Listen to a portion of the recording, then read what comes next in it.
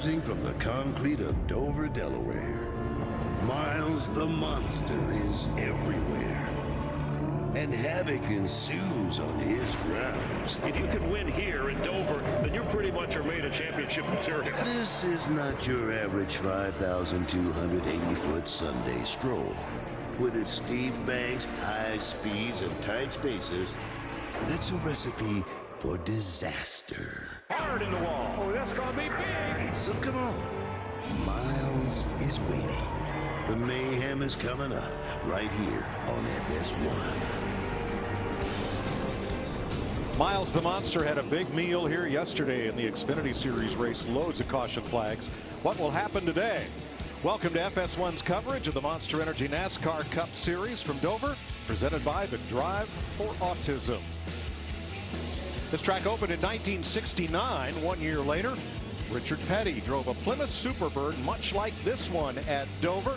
The King is at the wheel of this Smithfield Superbird Tribute, a barn find that they restored. Now, if you go to wintheking.com, you'll see how you can enter to win the King's 1970 Superbird. Boy, that was an era when giants roamed the mile here at Dover. Let's have a look at the starting lineup for today's race. Kyle Busch on the pole, two-time Dover winner on a long winless streak. He almost broke last Sunday. And Martin Truex, who got that very first win on this date 10 years ago. Toyota's also in row two. Teammates Daniel Suarez and Matt Kenseth, last year's winner. Kyle Larson, the top Chevy, he is fifth alongside Kurt Busch's Ford, the best. Kurt Busch's Ford, the best of the Fords. He won here in October 2011. What do you say we dial up Kyle Busch and see what he's got on his mind today? Kyle Busch, DW there, my friend, you got a copy. I can hear you. Roger that. Hey, buddy, on the pole, got a fast car. So close last weekend. Can you pull it off today and get that first win of the year? Well, I'd certainly like to think so. This Pedigree Camry's been fast since we've been here. Been really good right off the truck. Guys have made some really smart adjustments, so I feel like we've got a piece that can do it. There's also some other guys that are going to be just as fast, though, so we got to make sure we stay up front as best we can all day and lead that last lap. All right, brother. Good luck today, and good luck. Thank you very much.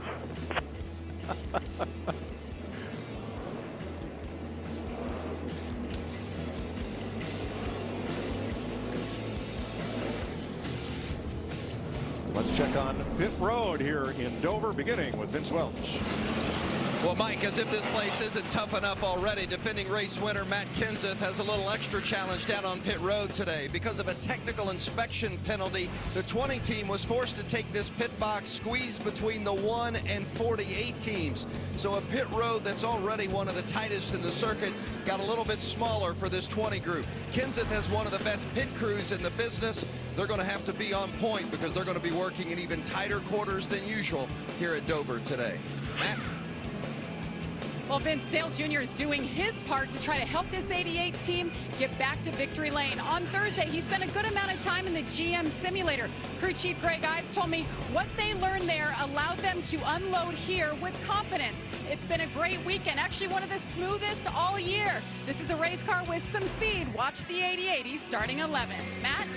Jamie, it's been a rough three-race stretch for Joey Logano on the 22 team. Since his encumbered win at Richmond, his best finish has been 21st. He struggled in qualifying on Friday, rolling off 26th. But Saturday morning in practice, they changed direction, hit upon something. Joey said they're back in the ball game. His crew chief Todd Gordon said the biggest challenge today will be significantly higher temps in the racetrack and how the track changes. Now to my pal and teammate, my crew chief, Larry McReynolds. Well, Matt, I think because of what you mentioned, the track temp is up and the grip is down. I think most trips to pit road will be for 4 Goodyear tires. But don't rule out late in the race, somebody rolls the dice and goes with right sides only. Remember, that's what contributed to Matt Kenseth winning this race a year ago. Let's take a look at the weather now. 80 degrees, track temp 101, little bit of breeze, starting to get just a little bit overcast. The race analysis, 400 laps, 400 miles. Stage 1 and 2, 120 laps. That final stage of the checkered flag, 160 laps. Pit road speed, slow, 35 miles per hour. The field window, 85 to 95 laps. The grip level of 3 to 4. And Jimmy Johnson, 10-time winner here, Mike, to the rear of the field for changing a gear this morning. Yep, they found something with the ratchet or locker in the car and decided to make that change, which puts them in the rear. The 2017 Toyota Camry XSE pace car leads the field out of turn 2 and onto the backstretch. Even the straightaways here are banked. 24 degrees in the turn, 9 degrees on the straightaway underneath the crossover bridge, or overhead tunnel as it was dubbed. We're so close to the ocean they couldn't dig a tunnel here at this track. Really interesting that Kyle Busch chose the pole. He's on the pole, but he chose the inside lane. We've seen where the outside lane gets a big launch on these starts and restarts. So maybe he and Martin Truex Jr. have a plan here. I don't know.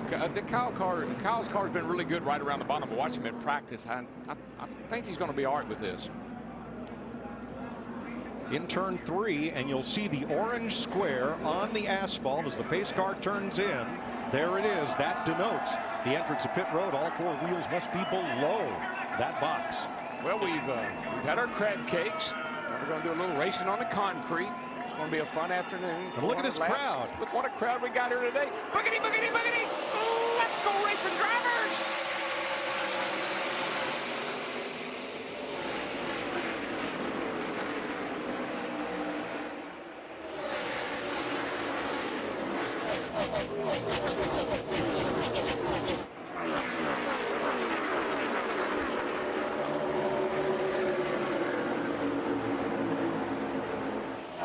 Kyle Busch handily dropped to the inside and leads lap 1 for Martin Truex.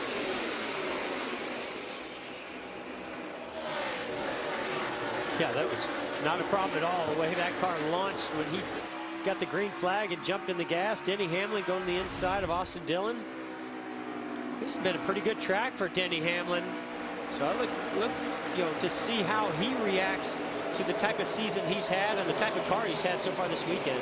Yeah, I think it's going to be fun to watch. Jimmy Johnson back there in the back. He's got to work his way to the front. We know what he can do here. Hamlin struggled in practice, but they got the car a little bit better. I think things are going to pick up here for those guys. 6th place, Kurt Busch. Matt Kenseth. And now Brad Keselowski. And Eric Jones coming. So in the first couple laps, you'll see this on every restart when they have new tires. Air pressures are down. Takes a couple laps for the grip to really come in on these tires. That's an opportunity for some of these drivers to make a pass in those first couple laps.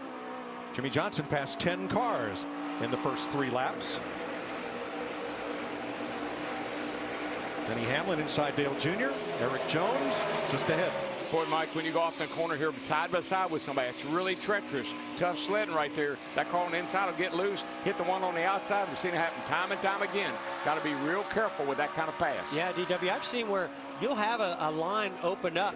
They'll give you the spot, but completing that pass is this is one of the most difficult tracks to complete a pass. It just gets you loose. When you get down to the guy, it just sucks you around, sucks you right into it. Yeah, the splitter hits the racetrack. The car's got to be set up loose to get through the center of the corner, but you cannot allow that car to get to the outside of you or be on the outside of you and take the air off the spoiler. Oh, we heard Martin Truex in the pre-race show talking about how hard these cars are to drive with this small spoiler on the back. Not as much downforce as what we had here last year.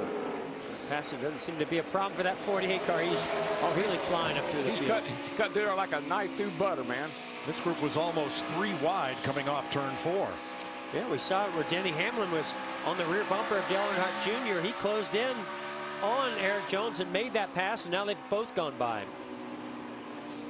Well, you heard Jones say in the pre-race show also, Mike, that they made a bunch of changes to that car this morning, and he was hoping it would be better. Remember, he spun out yesterday in practice. Didn't hit anything, but that's a scary moment for a rookie. This track is going to change a lot in this first run. All that rubber had been washed off overnight. And so what's going to happen is you're going to see it darken up and gain a lot of rubber, and that's going to change the grip level and the balance level. So whoever you see fast right now at the beginning doesn't necessarily mean they're going to be fast as we get later into this race. I had to catch my breath because Brian Blaney almost lost it in turn 2, and that nearly stacked up Jamie McMurray and everybody else right behind him. Clint Boyer right there, Casey Kane as well. Now he's got it straightened out. That's one thing I saw. I saw it at Charlotte. I've seen it here in practice. Going, everything good. Snap.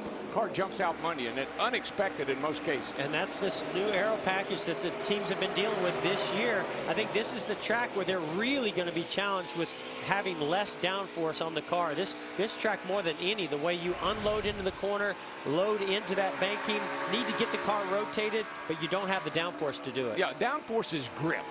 When you got the rear tires being shoved down the ground by that rear spoiler, that's just a lot of good, comfortable grip.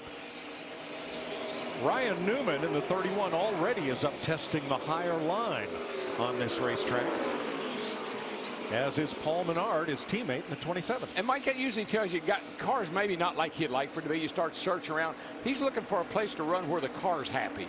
The car might not be happy around the bottom. Got to move up and see if I can find some grip. Now here's somebody else that really likes the high line. Dale Earnhardt Jr. He moved up there. Denny Hamlin goes by, but look who's coming back up through there as well. Eric Jones. I'd be a little nervous about doing that too much too early in the race till some rubber gets down, because it really magnifies tire wear. We saw it yesterday in the Xfinity Series race. Don't run too much up there in the early going. Yeah, Larry, as you mentioned before, they started on the tires they qualify. These tires already have some really hard, aggressive laps on them, so they've already been abused. Now you start moving up into the cleaner part of the racetrack, and this concrete can grind that rubber off the inside of those tires. Yeah, one thing I see the smart guys do, they get off the gas early. They law off early, let the car coast in the corner, but they're back in the throttle wide open off the corner. That seems to be the hot tip. Third place, Kyle Larson, who started 5th, moving up, and here's Dale Earnhardt Jr. in 11th, trying to stay ahead of Ricky Stenhouse. Yeah, they battle Chase Elliott. He moved up the racetrack. Remember, their car is set up similar to Jimmy Johnson. At least that's the way they came into the race. Jimmy loves to be right on the bottom and park throttle through the center of the corner. I think Junior is going to have to adapt to that type of driving style to make this setup work. Right now, he's using his own line that typically has worked well for him, but it's not working if you look at how these cars are starting to get by him. Yeah, well, if you just wait, if Junior wait a couple of laps, 3 or 4 here, Jimmy will be up ready to show him where to run the car, because he is coming, baby. 14 laps complete of the AAA 400. Kyle Busch led them all. We're under caution. Ryan Sieg, making his Cup debut, has spun at turn 2. Pit road is open. Here they come. Jamie. And Kyle Larson, he has been bad fast all weekend, fastest in 2 of the 3 practice sessions, and saying right now his car is just a little bit loose on landing, but not bad. Definitely not as bad as the cars I've been listening to around him. They'll pit here for a 4-tire stop. Matt? The Toyota's looking good. 3 in the top 4.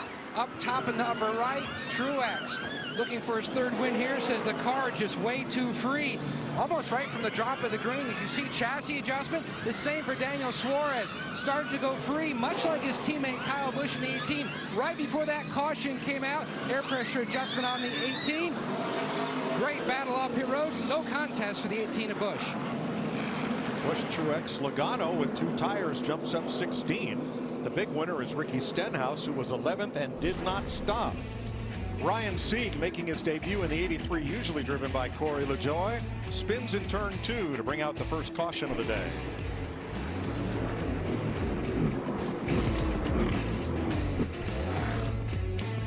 A disastrous pit stop for Kyle Busch. They lost the left rear wheel. You see all this on the left rear over here. You see that the Jackman let the car down before the guy had a chance to tighten the left rear tire up. Yeah, a lot of times those Jackman, they go off the left front. Watch, he has his eyes on the left front. Little bit of an issue getting the left rear on. No lug nuts on that left rear. Dropped the jack. And never even looked back. Looked like a possible hand injury to the left rear tire carrier. A lot of damage to the car riding around this racetrack without a left rear tire. Well, Kyle made it all the way back around to his pit to have a new wheel installed. I think the tire's going to make it too, the way it's going around he'll the track. restart in the back. We're ready to go green. We'll get an update on penalties, if any, later. Ricky Stenhouse did not stop. So he is your race leader, and the 17 brings them to green with Truex on the inside. A little bit of trouble wheel spin from that outside lane with those older tires of Ricky Stenhouse Jr. No problems for Martin Truex Jr. on those new tires. Yeah, this is going to be interesting to see how that 17 can hang in there with these guys with tires. That's going to be an interesting experiment. And remember, the 22 of Joey Logano took only 2 tires. Boy, these restarts, Mike, are so hectic. I mean, they're coming at you from every angle, inside, outside.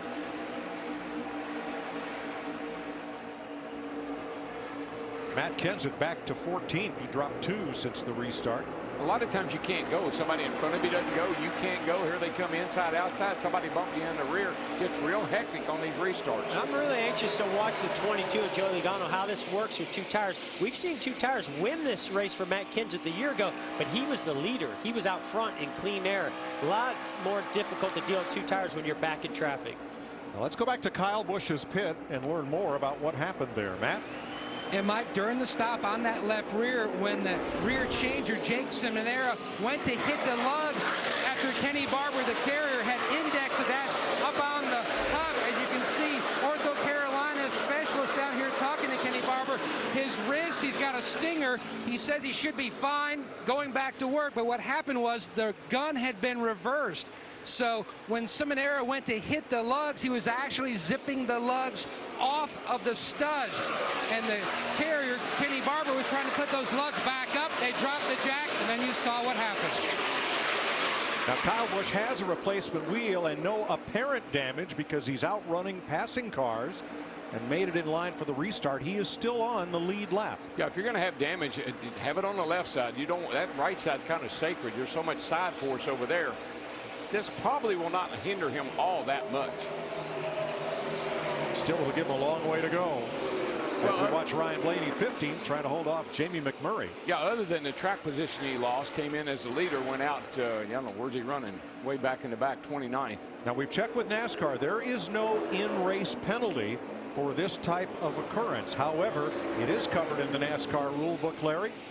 Yeah, what it says, loss of wheel due to improper installation will result in a mandatory minimum 4-race suspension of the crew chief, tire changer, and tire carrier pertaining to the lost wheel. Wow. And Mike, I think that rule may have been put in the rule book back when they were leaving lug nuts loose. When we're only hitting 2 or 3, you know, I think that's what NASCAR put that in there for. I think the interpretation of this coming out of the pits might be a little bit different. Well, we'll find out likely Tuesday or Wednesday.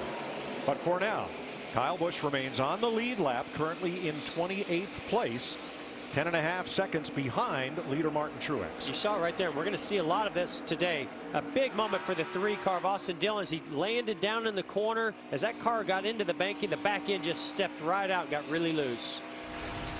Yeah, the signal. Talk about loose. Look at Ryan Blaney come off of turn 4. Sorry, DW. Yeah, go ahead. no, the signal for the driver to go is when they drop the jack. The driver, that's his key to go. When the jack falls, he accelerates out of the pit. So they couldn't stop him. He was already accelerating forward, so only choice he had was to go around. It's a combination of the jack dropping and the crew chief or somebody saying stop. If they say stop, then you'll stop. He's working on the gun, trying to get it reversed back to, boy, you see his hand, that carrier's hand was up in the fender well, trying to hold that tire. As he stepped on the gas, it spun it around. Matt has more. And Mike, it's all about timing here on pit road. And the Jackman, peripherally, he has an eye both on the front and the rear changers. When he sees them going in and trying to hit the lugs, when he feels like they've hit 4, timing-wise, that's when he starts to drop the jack. The changer then hits the 5th, and they're good to go. When all that started going wrong, it was just a perfect storm. Yeah, I didn't see.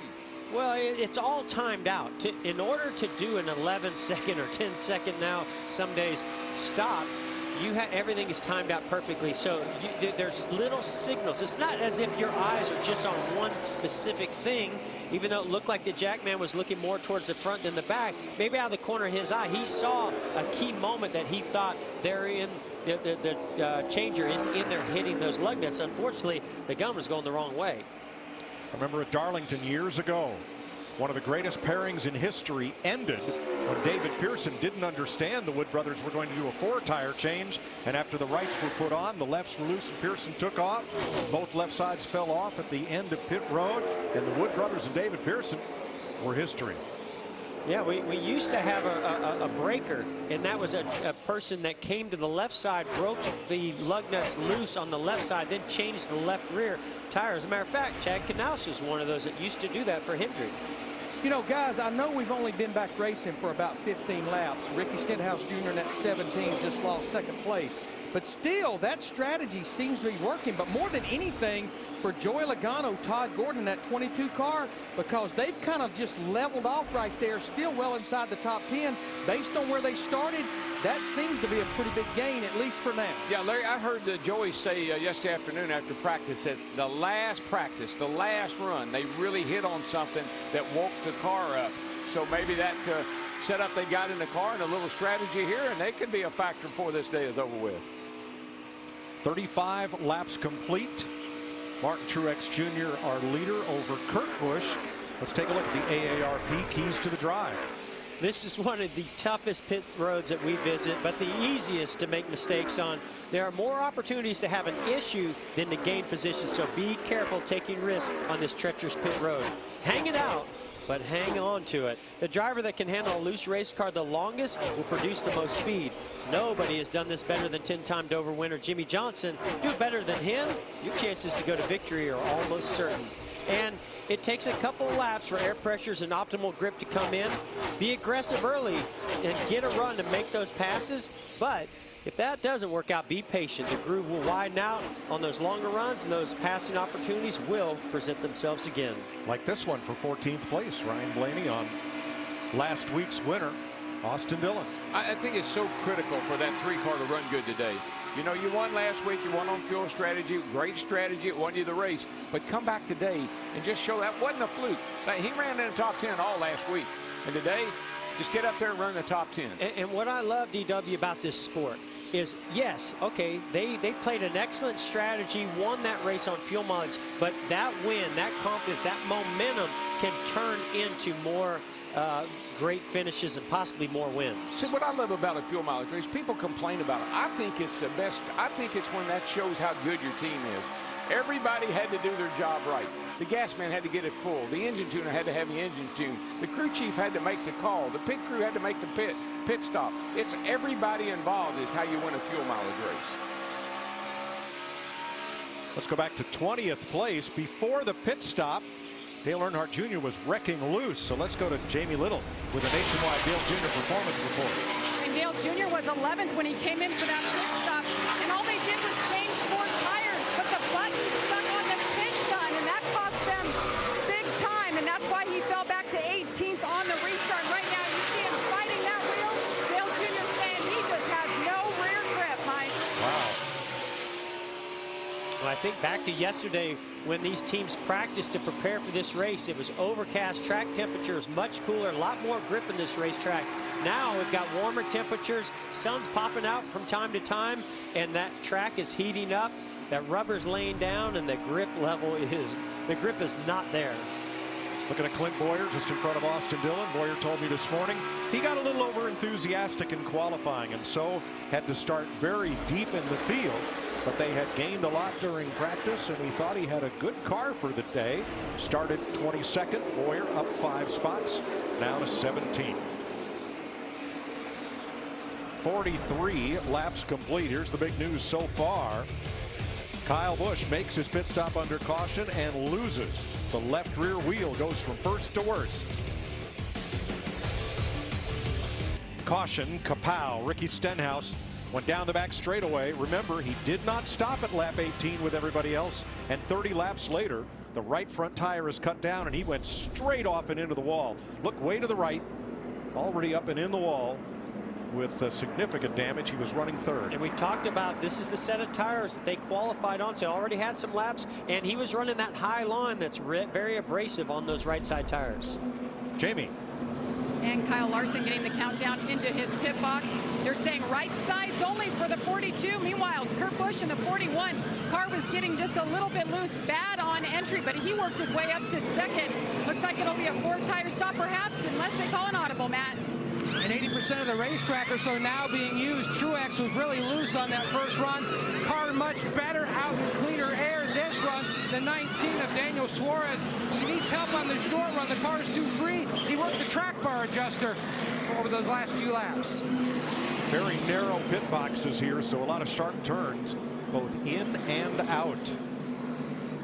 2 tire changes for Kyle Larson, and Matt Kenseth put them up front.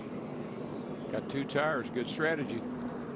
That worked well for Joey Logano on the last caution. He took 2 and held his own. 49 laps complete. We're under caution in Dover. Ricky Stenhouse makes repairs. We're going to get ready to restart, but going to the back, Chase Elliott too fast exiting his pit, and Denny Hamlin had an uncontrolled tire on his stop. Hamlin is back in for a little cosmetic repair, but you're going to watch right here. Just Are you ready? It's kind of a bad throw, but it doesn't leave the box. I don't know. I mean, yeah, it was uncontrolled, but it never left the box. I think if it goes to the other side of the car, I think it's there's some interpretation there. Jamie, what about Ricky Stenhouse? Well, this is the right front that just came off, and NASCAR officials and Goodyear down here, they don't see a puncture mark, and the team just told me this is just a tire failure because of how it's separated on the inside. And you see Mike Kelly, the car chief, taking a look at it now. Yeah, real quick, guys, before the car leaves, the tire has to be on the inside half of the box. That was on the outside half. That's the reason, uncontrolled tire. Thanks, Larry. It'll be Kyle Larson and Martin Truex Jr. at the front. Matt Kenseth, Kurt Busch, Suarez, Keselowski, Jones, Hamlin, Harvick, Johnson, the top 10. 42 got a great start from right outside. Really important for him to get down in front of the 78 of Martin Truex Jr. Use that clean air, and those 2 tires can pay off. Yeah, you see Martin push up off turn 2. Here comes Kurt Busch up the inside. Martin couldn't keep his car on the bottom off too, and opened the door for that 41 car. That 41 cars looked pretty good early on here, guys. Yeah, he's one of those cars that's real good on those lower air pressures. I'll tell you who was super aggressive on that restart. Jamie McMurray took him 3 wide, down in 1 and 2, past about 3 cars. Well, he and Kyle Larson, they like that high side, don't they? They do, and I tell you, don't look back too far into the field here, because that 48 car is already up to the nice spot, and he's coming fast. Matt Kenseth, last year's winner of this race, in 5th. Vince? Yeah, it's been an eventful day already for Kenseth. Started 4th, fell back to 12th, lost a couple of spots on their first pit stop. It was so loose on that first run that Matt thought they maybe had a tire going down, and even they've had a little contact with the 1. But right now it's snugged up enough, and Kenseth a little bit happier with that 20 machine right now. Keeping up with Kyle Busch, the pole sitter, who lost a wheel on the first stop. He's climbed to 16th. Coming back up through the field. Mike, it's so easy to get run over here because you anticipate the guy in front of you. He's in the gas, he's going. But he has to get out of the gas for a second, and you get into the back of him. You really have to keep an eye on that guy in front of you all the time. McMurray trying to make a move on Joey Logano, this time to the bottom. We talked about that lane can open up. The driver might move up the racetrack and give you that open lane on the inside, but to complete that pass, so difficult, as you saw right there with McMurray. 6th place, Kevin Harvick looks inside of Daniel Suarez. Vince? Yeah, just been fighting loose in for that 4 car of Harvick. Some of that they thought was because of the tires, the starting the race on those scuff tires. But after they came in and made that initial pit stop and put 4 on it, he was still experiencing a loose condition. So an air pressure adjustment on that last stop. We'll see if it makes a difference for Kevin Harvick. Harvick to 6 now. Here comes Jimmy Johnson for 7th. As I watch Jimmy Johnson go underneath Daniel Suarez, I just think of how close that was on that first caution, when Ryan Sieg came down the racetrack and nearly clipped the 19 of Daniel Suarez. I think he's hoping the rest of his day is quite that lucky. 48 had to change gears this morning. I think they put the passing gear in it. He's always got the passing gear here, doesn't he? He is coming in a hurry. Saw Eric Jones there at 9th. Casey Kane rounds out the top 10. I asked Jimmy Johnson before he left our pre-race down the Hollywood Hotel, and I said, well, how long before you get there? He said, well, I'd like to be in the top 10 by that end of that first stage. He might do a little more than that. I think he's going to be in the top 5, maybe leading this thing. 13th place, Murray Logano. You can see how the track just takes you wide as you come off that corner. Boy, McMurray used up every inch of it, trying to stay out of Logano.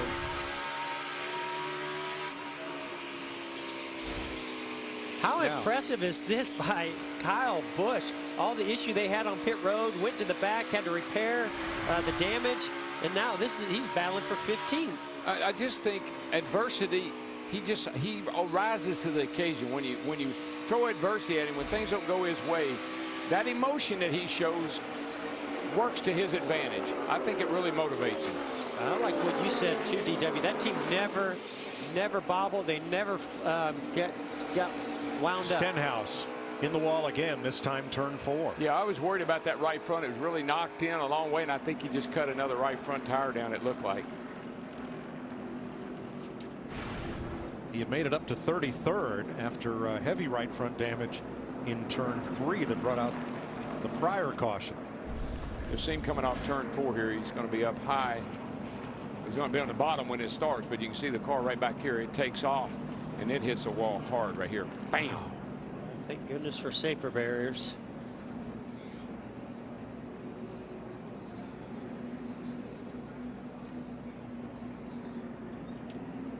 You know, as much as these cars are handling bad, they would love to come and get 4 more Goodyear tires, but they only have 9 sets of tires to work with, including that set they started the race. They've already used a third of them, so I think for that reason, you're going to see most of them stay out. We still have well over 300 laps to go, and they only have 6 sets of tires left. And Larry, I love that. Tire management. It should be part of how you strategize your race. Manage your tires. Don't just throw tires on every time a caution comes out. I like that. The free passes today have gone to Jeffrey Earnhardt, Cole Witt, and Ross Chastain running, I believe, his first Cup race in the number 15 that's usually driven by Reed Sorensen.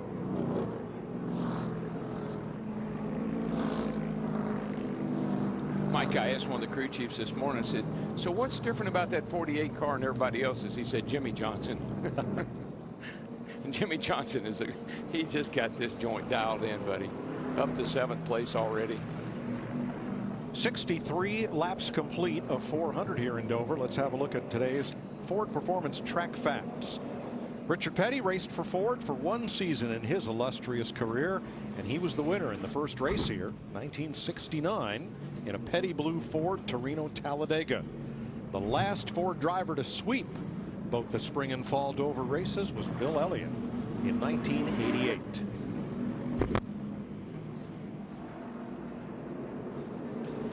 Piece of trash on the hood pin of that 41 won't hurt anything. Well, next week we go from the Monster Mile to NASCAR's Tricky Triangle in eastern Pennsylvania. I'm really looking forward to the all-driver broadcast at Pocono. It's definitely a different perspective. Usually they send a cute pit reporter down. I feel like I should be the best with Jamie Little coaching me. You send a guy like Ricky down or something, them guys ain't gonna want to talk much. Basically, as long as I don't say boom goes the dynamite at any point in time, it will be okay. Saturday it'll be on Fox, the Xfinity race with an all-driver commentary crew. All of us, Adam Alexander, Michael Walter, we're all fired for the day. And Kevin Harvick will do my job. Clint Boyer will be Daryl. Joey Logano will be Jeff. Danica Patrick's going to have the keys to the Hollywood Hotel with Denny Hamlin. Stenhouse, Blaney, and Jones will be on pit road, and that's on the Fox network. It's a great experiment. That's going to be fun to watch. I'm going to be entertained by that. Yes, you know what I heard, Jeff? If it works out real good for them, we're going to drive their cars and they're going to do our job. Hey now. That'd be fun. That would be fun. We'll probably have as much success. I want Jimmy Johnson's car. Depending on where we're going. Looking out David Reagan's car, a little side view out the windowsill. Looking at Cole Witt as we get ready to go green. 64 of 120 laps complete in stage 1. Larson and Kurt Busch, Chevy Ford up front, Truex Keselowski, Kenseth Harvick, Johnson, Suarez, Jones, Kane, the top 10. Nice start there that time. Both cars pretty even coming across the line. Whoa, whoa, whoa! Man. Hold brake. And hard in the wall, Keselowski. We talked about how hard that is to make that pass on the bottom like that on cold tires.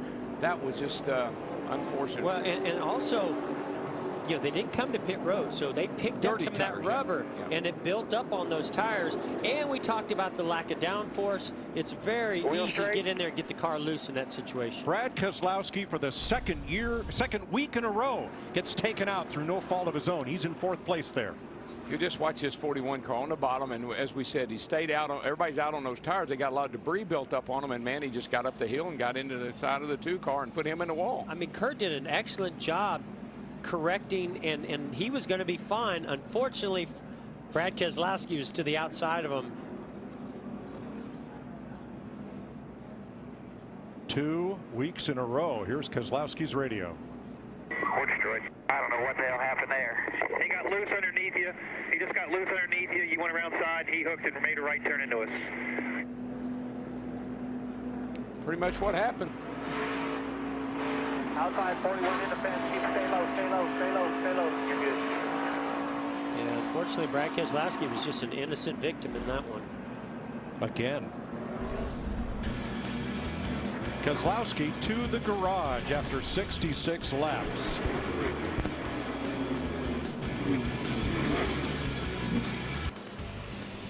Brad Keselowski out of his car and understandably frustrated, being taken out early in the race for the 2nd week in a row. Now we're going to listen to how Andy Houston, that's Austin Dillon's spotter, helped him with our Liberty Mutual Insurance spotter coverage. Here. Stay low, stay on the 31 door here. Stay on the low, low, low, low. You're good there. Just watch them. Keep coming. That's how Houston helped Dillon worry less on that restart. Remember I told you these restarts are treacherous? We just saw it. They're pretty treacherous. Yeah, and this one's going to be treacherous too, DW, because even more tire rubber has built up on these tires. Hard to get it cleaned off under caution. I haven't seen anybody do what the spotter and this crew chief always remind me, clean them up, clean them up. You see the 20 car up there of Kansas, he's doing it, but everybody else pretty mind their manners. You have to be super aggressive. They got 78 move around here a little bit, so I guess they're pretty comfortable with what they got. Larson Truex, Harvick Kenseth, Johnson Suarez, green flag.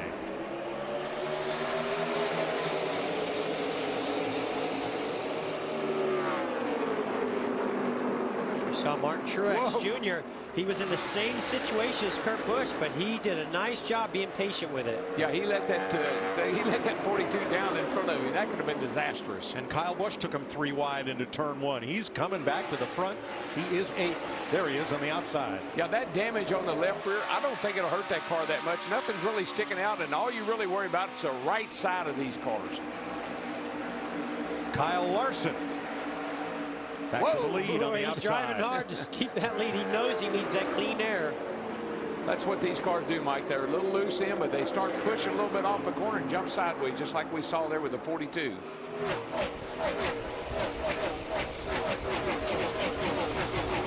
Back under green with less than 50 to go in this first stage. Ricky Stenhouse has taken his Ford to the garage. Here's Jamie. And he has been checked and released. And Ricky, I checked with your team after the first incident. They said it was a tire failure. What happened the second time? Same thing. You know, our little hug, Fruit Barrels Ford, was really fast. It was nice to be running the top 5. You know, this track's tough. We saw a couple tire issues yesterday after the first run, after we qualified on them. I don't know if we ran over something, but we'll look at it. Really looking forward to coming back here, you know, in the fall. Feel like we got a really good package, and you know, this is in the playoffs, first round. So feel really good about what we learned this weekend. Thanks, Jamie. Jimmy Johnson started last. He is now in the top 5. Unbelievable. Yeah, we saw Kevin Harvick working on Matt Kenseth. Matt was really good practice yesterday. Oh, I love this camera shot. But we go back here to Kevin Harvick. You know, he really did a nice job here over the last couple of years of dominating this race, leading a lot of laps. Here we go for a battle for the lead. Truex again. Yeah, 78's a little bit better right now. The 42 a little loose, looks like off of the corner. Now 78, Martin Truex Jr. going to take advantage of that. Well, I'm curious to see how hard Kyle Larson is going to fight for this position. He knows keeping that clean air is important. He'll open up the bottom and make life very difficult for Martin Truex. See, but that's the difference in Kyle Larson of 42, and we saw Matt Kenseth and Kevin Harvick. Kenseth let Harvick get in front of him. He didn't challenge him. This kid right here, he's going to challenge you every lap of the race. Martin Truex says, hey, this is my house. Well, and that might be why Kyle Larson's battling so hard for this position. He knows if he gives Martin Truex Jr. that clean air and that advantage by being up front, it's going to be even harder to beat him today. Well, this should not be an even battle because Larson only got 2 tires on the stop. Truex got 4. Yeah, he's opening the bottom up and allowing Martin Truex to get to the bottom. But you see Truex just a little wiggly loose getting in there. It's just so hard to get under somebody and not get loose. Well, to have a fast race car, to have a car that rolls through the center really well, it has to be free. But what does that do? Makes it very difficult to get underneath somebody to complete that pass. Matt? And now he's really working good on the inside of the 42, trying to get that momentum down the backstretch. He simply said about a lap ago, if we wreck, it's simply going to be his fault. And I think what Martin's frustrated with, and I would be too, is I'm faster than you are. We got a long way to go here, dude. So why are you racing me so hard at this point in the race? He's heating things up here. You saw that was an aggressive move. He put his right front fender right to the left rear of Kyle Larson to say, hey, buddy, I'm right here. I can make life easy or difficult. It's not going to be easy for either one of them. Martin is better off the corner. Larson a little bit better into the corner. That's why they come together when they exit. Larry Mack, you want your driver racing this hard, this early in the race? Well, that's the only way we're going to know what we've got. And just think about it. This is the first time we've been to Dover and had stage racing. Hey, Larry, you know what you got? You got the bumper. I mean, that's just common sense right there. You're holding me up. I'm faster than you are. I think I would move over and let the 78 go. That was almost big for Kyle Larson. He got really loose getting into the corner. Here's another look. You know, if we still had chrome bumpers, we'd call that giving him the chrome horn. I think he just gave him a little warning, and then he gave him a little shot. And he was right on his bumper as the 42 of Larson started to turn down the corner, and that's where the back end gets really light. And Mike, you know, you talk to Martin Truex Jr., you don't think about him being a really aggressive guy, but you get aggravated. You get annoyed. Come on, kid, cut me some slack. But this is exactly what happens. Once you lose that lead, look how you start losing other positions. Yeah. Well, there's been about 35 others that have lost position. That 48 is up to 3rd place. Kevin Harvick to 2nd, Jimmy Johnson to 3rd. Vince. Boy, Chad Canals has made a couple of good adjustments on that 48. Not that he wasn't fast to begin with, but Jimmy says after the adjustments, the car is firing off better. It's a lot more secure. The ride quality has improved. Those are the adjustments that have allowed the 48 to cut through this field like a hot knife through butter. He is on the move. And the only adjustment I can think of that's going to help those things that he mentioned is air pressure. Lowering down those air pressures allows the car to absorb the bumps and allows it to maybe take off a little bit faster. Sticker tires. That's what helped him. Air pressure sticker tires. It's not our fault that you can't pass us and we're leaving it by a lane and a half. Well, we just need to remember that later. If that's how he wants to race this, that's how we should race him. Now, that's the last thing that young man like that needs to hear. We'll get him later. He just needs to settle in here. He's got a fast car. He'll come back. If this race goes anything like it did last year, he might be up there. Yeah, you're right. So Kyle Larson now back to 4th after this. Here's Martin Truex Jr. with a little bump and run to take the lead in Dover. Martin Truex Jr., your leader by 1.8 over Kevin Harvick.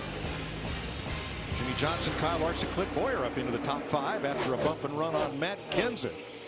I'm reminded I was in the right place, but it must have been the wrong time. Look where these 3 drivers were when they ended up crashing. Kurt Busch got loose on a restart. Stenhouse cut a tire, went into the wall, and Brad Keselowski's run of bad luck continues. Back at Charlotte, Jeffrey Earnhardt lost a rear pinion. It went through Chase Elliott's car, and there was the 2 right behind Elliott, piling in and out of the race. Today on the restart, Kurt Busch gets loose and slides up into Keselowski, into the wall, and out of the race. Jamie. And 2 weeks in a row, he's out before stage one is even over. What happened there? You saw the replay, Brad. I'm not 100% sure. It looked like something happened where Kurt got loose, which there really wasn't anywhere to go. I saw him getting loose, and I tried to fade up the racetrack to give him some room, but it came back across. And we hit pretty hard with the Worth Ford Fusion. It's a shame. I think in the last 2 weeks we've had pretty solid cars and running up towards the front, but you know, it's a little bit of bad luck. That's part of how racing goes sometimes. Sometimes you catch the good brakes, and sometimes you catch the bad brakes. And, you know, from there, it looks like he probably just got a little arrow loose. Something else just happened here, so just part of it. Thanks, Brad. Yep, Yellow was out. 41 was suffering, but they were trying to stay out there, guys, until a caution. He was the caution. Karma, maybe. Car wrecked, certainly, for Kurt Busch. Pretty ironic that just happened while Brad Keselowski was analyzing the wreck. I believe that's a left rear. It kind of watched like the left rear, the way the left quarter panel was blown off the car. It's almost like something happened. Yeah, left rear tire definitely went. Just shredded that tire and, of course, turned the car right around. You know, those are some of the things as a driver why you like that 5-minute clock, why you prefer to just be in the garage area instead of driving around with a wrecked race car, because something like this could happen when that sheet metal is hanging off the race car. It's like a grinding. That tire is like a big grinding wheel, man. It just rips the car apart. So this is 2 times now today. We had that with Stenhouse when they tried to repair the right side, probably cut his right side tire. This repair caused his left rear to shred. Look at that whole left side of that car torn off just by the tire blowing up. Miles the Monsters had seconds for lunch.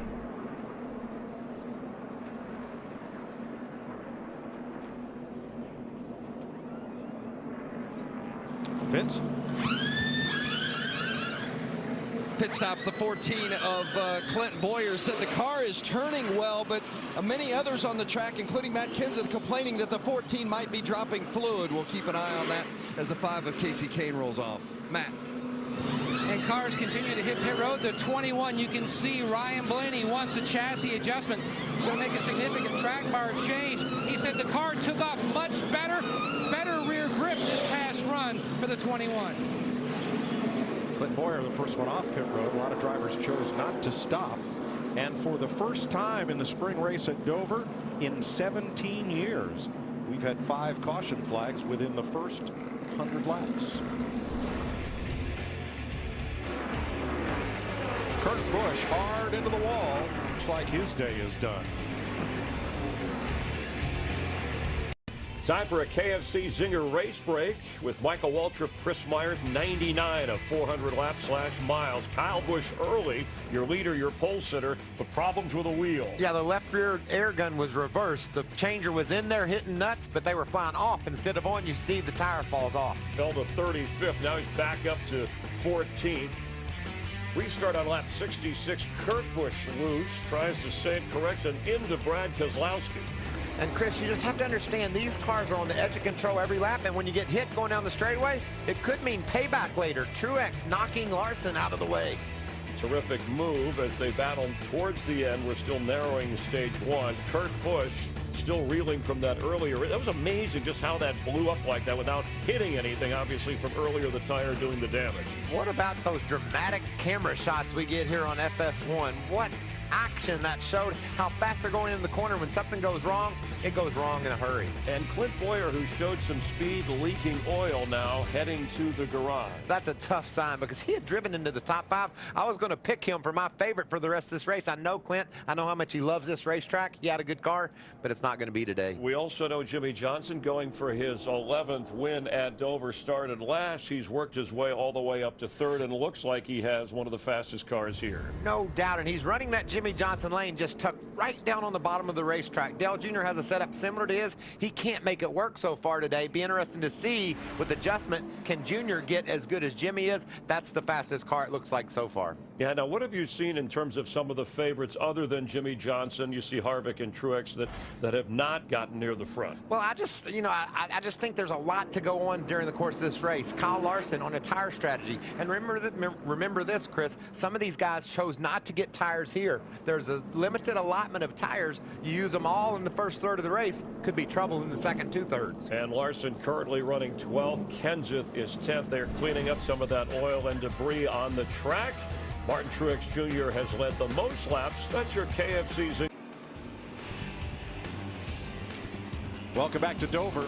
18 laps to go in stage 1. A number of drivers staying out, partly because of the limited tire allotment, not pitting, and also trying to pick up some stage points. Timmy Hill could have been one of those, but he'll drop back on the restart. But up in the top 10, Trevor Bayne is up there without having stopped. So is Landon Castle. Matt? Mike, back in the garage area with Clint Bowyer and the 14 guys. They're underneath the car working on it. Clint, you were leaking fluid. What happened? Yeah, it looks like a fitting broke in the oil tank. It's kind of a freak deal, but these guys take so much, so much pride in what they do, building these race cars. I mean, you can't ask for much more. The guys worked their tails off this week on our Haas Automation Ford. We were forced to be reckoned with. Start 22nd, get up in the top 5 and race our way there. I mean, we were going to be fine doing exactly what we needed to do, get on our stage points. This, unfortunately, a freak deal took us out, but, if we keep doing that and working together as a team and, running in the top 5, we'll get back up there where we need to be. Thanks, Clint. Mike? 7th driver in the top 10 to have a big issue today, most of which ended up in the garage. Now, that's a mechanical problem. They could make repairs and return. Truex, Harvick, Bayne, Johnson, Buescher, Castle all did not stop from Austin Dillon in the 3 on back. They have new tires. So here we go. Should be pretty interesting on this restart with these cars up in there that don't have tires. Man, they are getting eaten up down the back straightaway right now. DW, did you see that? I just saw Matt Kenseth go 3 wide on the restart. He is aggressive. There goes You mean Larson. like that? We expect Larson. We expect a rookie like Eric Jones, but not Matt Kenseth this early in the race. Landon Castle 10th, trying to hang on to a stage point. He'll drift a little further back. Wow, comers and goers mid-pack. Lots of them. Look at that snarl right there. It reminds me when Larry was spotting for me one time. Inside, outside. Conveyor belt with friends. 15 to go in stage 1.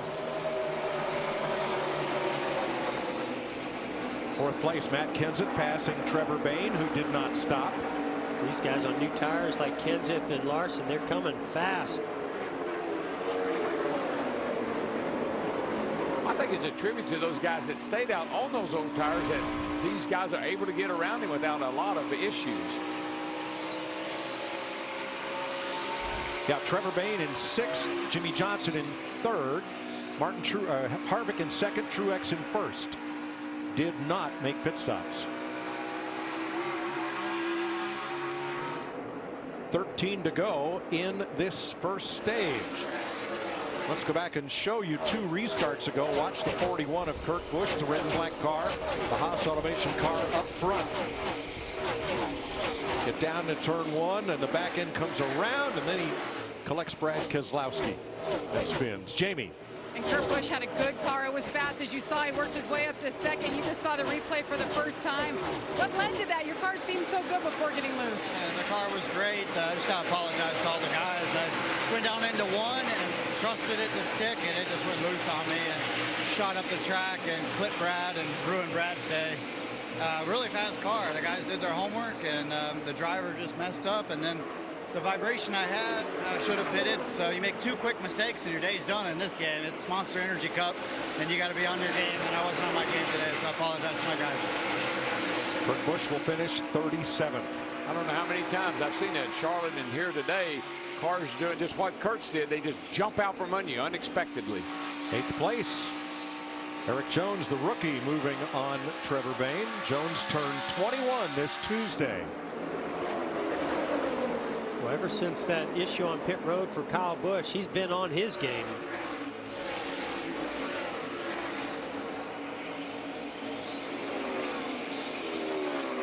How about Daniel Suarez? One spot away. No, he's about to get into the top 10 and score some stage points here, Matt. Working that inside line earlier in the race, Mike, when he was restarting near the 48 of Jimmie Johnson, his spotter, Chris Osborne, who years ago used to spot for Jimmy, told him just get in your rhythm and follow that 48. This is his first Cup Series start. He's had success in Xfinity and trucks here, but his first Cup Series start here, especially with this downforce package we got. Jeff, do you remember that day? Your first start here when you finished 18th? How tough is this place for a rookie? Oh, my goodness, so tough. Unless you're Jimmie Johnson. He won both of his races in his first year he came here. But, yeah, this place is really, really tough to get a hold of and to know what you need to go fast here all day. I tell you, the kid that just absolutely got no give up in him, and he'll fight you for every position. That 42 car of Kyle Larson, it don't matter if you're running first or 15th. You're not going to drive by him without a fight. Trevor Bayne hanging on for dear life on those old tires. He's now slid to 16th. The front four drivers are the winners of the last four races here. Truex, Harvick, Johnson, and Kenseth. And then 1 year ago, that great battle at the finish between Kyle Larson and Matt Kenseth, those two drivers. Well, that's what Kyle Larson did not have a year ago, which was the outside of Matt Kenseth. Matt Kenseth protected that outside. This time, Kyle Larson gets up, makes the pass. And here comes Casey Kane. Yeah, Casey got a good record a nice here. Run. Yep. I talked to Keith Rodden this morning. He said they changed everything on that car that you can imagine. Trying to find the right setup for the race today. Looks like they may have it pretty good. We talk about Kyle Larson different than last year and this year. Last year it was Mr. Kenseth. This year it's Matt. Well, he is coming right now on those fresher tires. Third place. Done. 4 to go. Yeah, he's not going to have enough time unless the caution were to come out, and even then we probably would end this stage under caution to get all the way up to Truex, but he's going to get to second, goes the outside of Harvick. Boy, you get so much momentum. When you can make that outside work the way you just saw there, you just get such a run down the straightaway. Well, it's interesting watching that 42 car, how it rides over the bumps. Looks like the back of his car is really soft in the way it absorbs those bumps and has a little bounce to it as it goes into the corner. Well, he drives sprint cars. Just think about those. They go through big holes. They go through chug holes on the track. Yeah, now watch the back of this car, how much it moves down the straightaway and right here. Those are big swells and bumps in turn 3. You know, every track has its own character, and that develops over time. Wonder how much the 42 team learned winning yesterday's race here about the character of this track and how to set up for it. A year ago and yesterday. Yes. Clint Bowyer is back in the race. They've made that mechanical repair, and Boyer's back out 18 laps down. 6th place here. Well, let's remember, these drivers that we're seeing come up through here on new tires, that's one less set of tires they're going to have for the rest of this race. And I think they'll be forced to stay out at the end of this stage, Jeff. Final lap, stage 1. Jeffrey Earnhardt goes a lap down with a new sponsor. And pulling down on Timmy Hill, racing Carl Long's car. But Hill stays on the lead lap. Boy's giving that car a heck of a ride today. Just stayed on the lead lap. Martin Truex, the league's biggest stage winner this year, notches his 7th mid-race stage.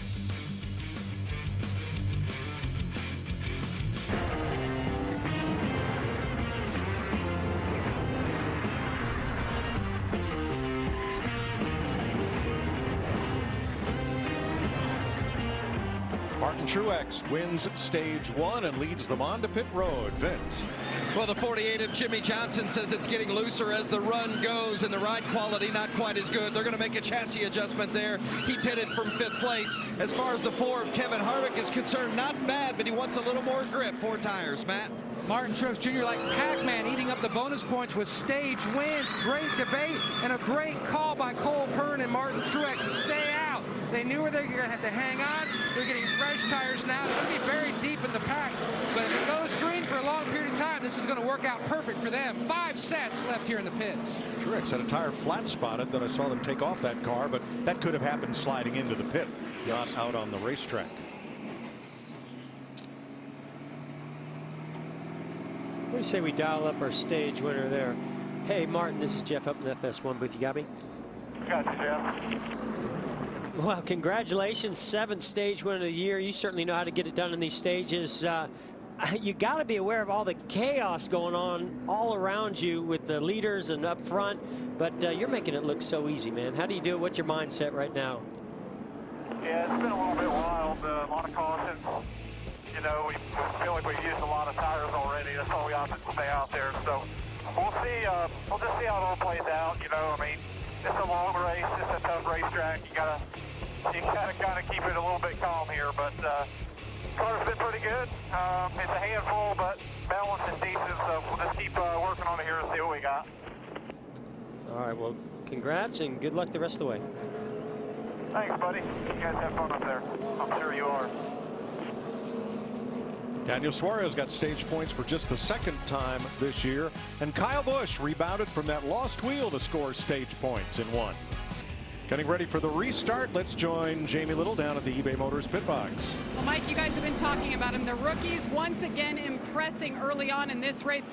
Rookie Eric Jones, he's in 5th right now. He's a guy to keep your eye on. It's been an interesting weekend for him. Yesterday in the first Cup practice, he spun all by himself.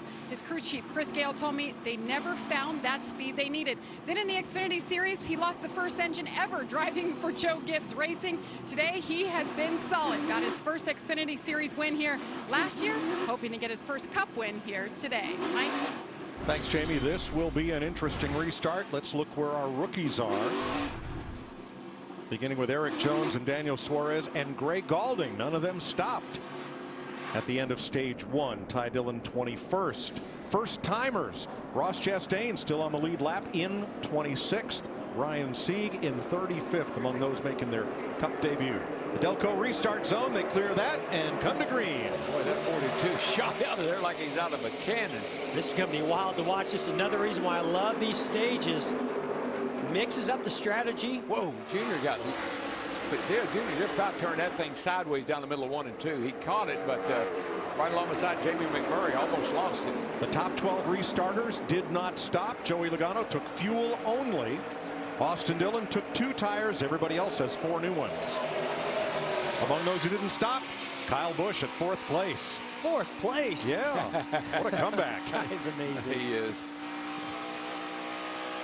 If you're going to have damage, I firmly believe that left rear corner is not a bad place to have that damage he has. The battle here for 8th place. Daniel Suarez with McMurray, Elliott, and Earnhardt. All the aerodynamicists watching at home on these race teams are going, maybe we need to look at that left rear. Yeah, well, the way it's opened up, I mean, it's not no restriction. There's a lot of air out from the car. Martin Truex. First car on new tires, restarted 13th. He's at 11th. Haven't seen the speed out of Chase Elliott as we saw a year ago. Maybe they'll make some fine-tune adjustments to get that car a little bit better before this race is over. Eric Jones going for 5th place underneath Casey Kane. Yeah, you know, we talked to Martin Truex. He said that 77 car and the 78, they're identical. Set up, they set them up both the same way.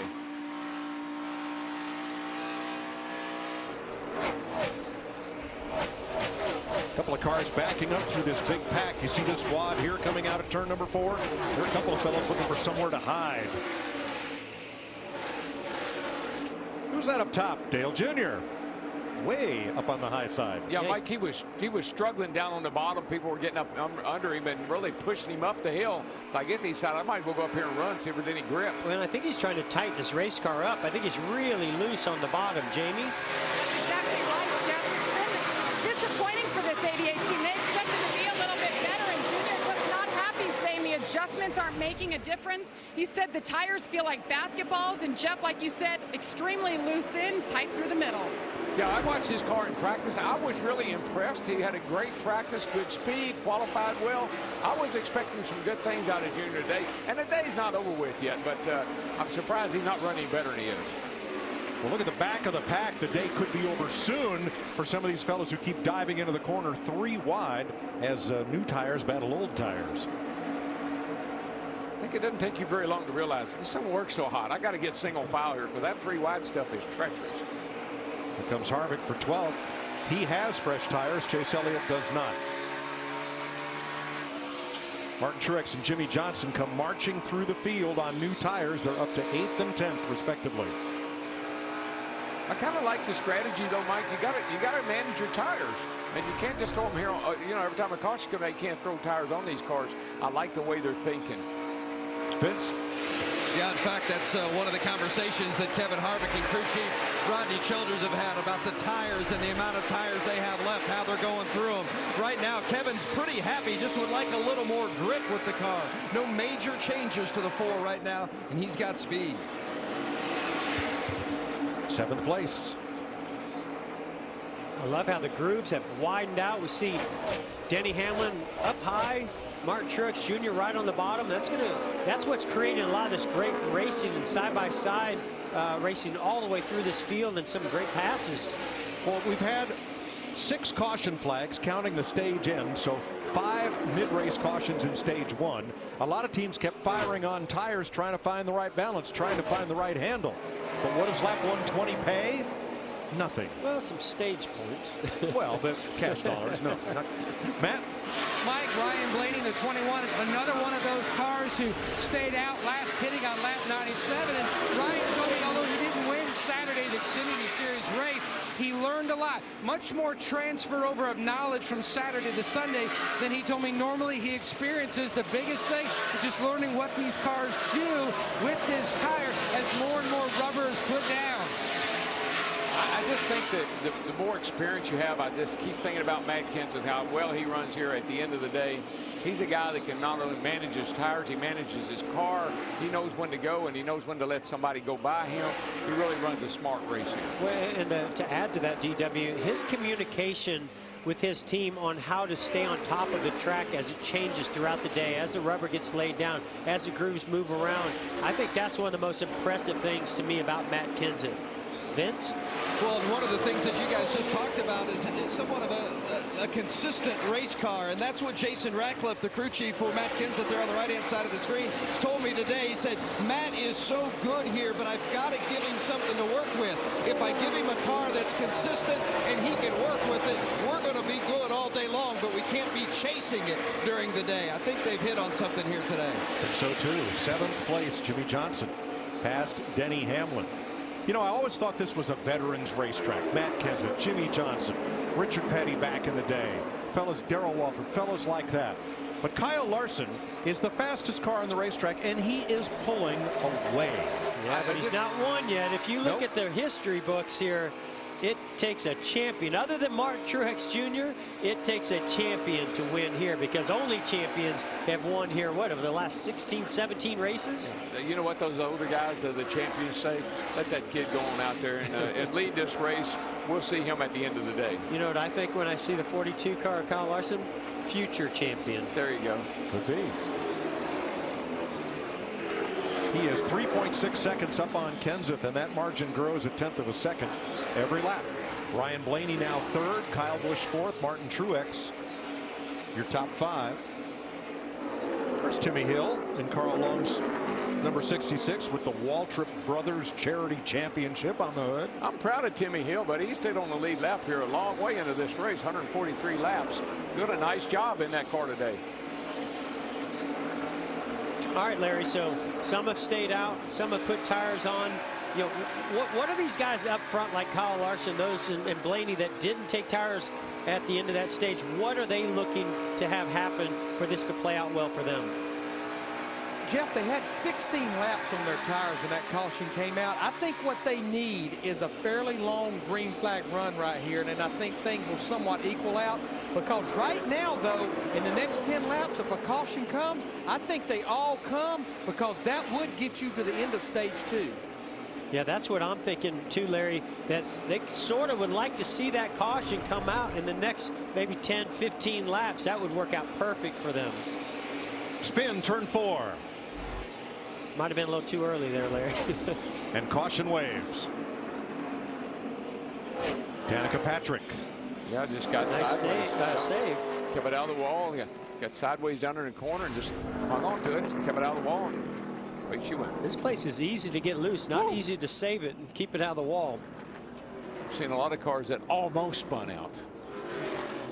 I do think they will come here. You think they'll all come, Larry? Because this will get you to the end of stage 2. Yeah, should we stay? And the free pass for this, we could be working on a record here for the 5th time in 145 laps, will be Jeffrey Earnhardt. Danica was 25th. Here's what happened to her. See the car sideways right here coming off turn 4. That's pretty early. I think that started as she got down into the corner. I bet the back end started to step out, and it came all the way around as they got to the center of the corner. Yep. Now, don't rule out some of those guys that did just pit 2 right side tires only. I'd say we may see that. 7 of the top 10 did not come to pit road at lap 123 with the others. Vince? Well, here comes the 20 of Matt Kenseth, and remember, he has to pit right in front of the 48 of Jimmy Johnson, and right in front of Kenseth will be the 1 of Jamie McMurray. Still loose in for Kenseth, Jamie. And Kyle Larson just built tight a little bit as the run goes on. A 4-tire stop here. No changes. He's using the onboard track bar. Matt? And that strategy worked out well for Martin Truex Jr. Going to pull a tear off. Better visibility. Meanwhile, the 21 extremely loose near the end of that run. Remember, he stayed out. Pitted last on lap 97. Air pressure change on the 21. The 78 is away. Kyle Larson to the end of pit road ahead of Matt Kenseth. Kyle Busch. And watch what happened to Ryan Blaney coming onto pit road. Front end of that car nice and clean as he enters the pits. Matt Kenseth just ahead. Ooh. Was there contact? Oh boy. Heavy damage. Yeah. I think he was thinking that Matt Kenseth was going to peel off to go into his pit stall. Yeah, because Kenseth is in the second pit. What happened is Kenseth stopped. When he got to the commitment line, he stopped, and Blaney was going too fast and couldn't.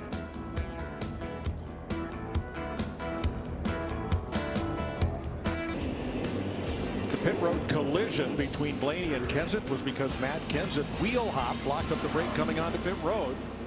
Everybody is recovered and repaired. Michael McDowell did not stop, and the Phoenix native is our leader as we go back to green. That 95 car's had some good runs over the last several weeks. Not real sure he's going to be good here today on those old tires. It's about to be 3 wide down the back straightaway, I think. Oh, no. Kyle couldn't quite get there. Well, Kyle's being cautious. He knows that he's got a better car and he's got fresher tires. He'll go by him, but he don't want to take a chance right here. Matt Kenseth real loose getting into turn 3. Truex takes advantage, moves up to 4th. And we've seen a little bit of this out. Sorry, DW, out of Kenseth. His car starts really loose. It seems to come on well as the race goes on. Ooh, that was almost a disaster between the 18.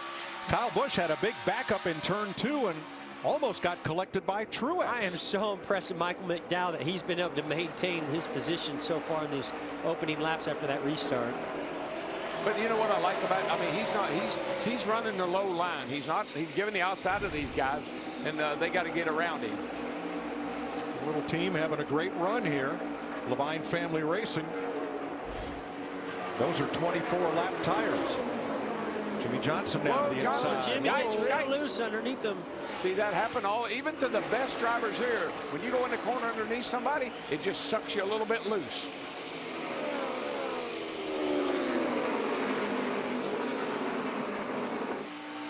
Kenseth goes by. Here's Jones now for 7th place.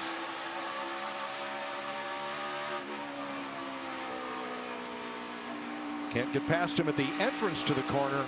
No, but that was textbook right there. Yes. That's how you do it. See, he checked up a little early, got down in the corner, got settled into the bank, and then went back to the gas early and squirted by Michael McDowell.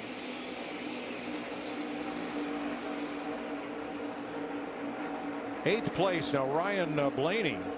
His team tweeted that they went the wrong way on the wedge on that stop due to a little confusion fixing the damage to the left front of his car. Tell you what, it was pretty amazing how they popped that dent right back out of that left front fender. I mean, you can hardly tell he made contact with Matt Kenseth. That's quick lane service right there. It is. Yeah. Good job. That looks new. Well, new to him.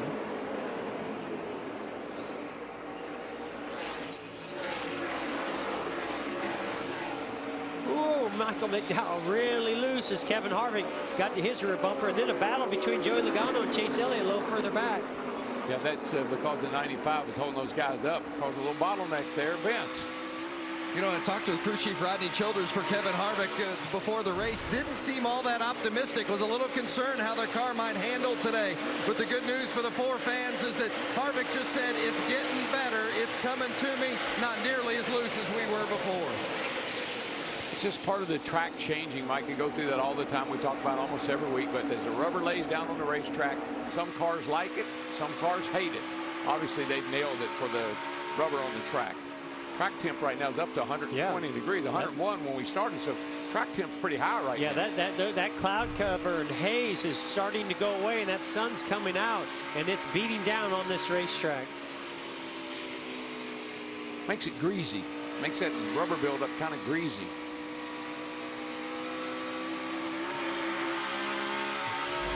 Let's check with Larry and our Ford Performance Cutaway car. Well, guys, the drinking word of the day is loose. We've heard everybody talking about being loose, and I think we felt like it would rear its head here this weekend with this low downforce aero package.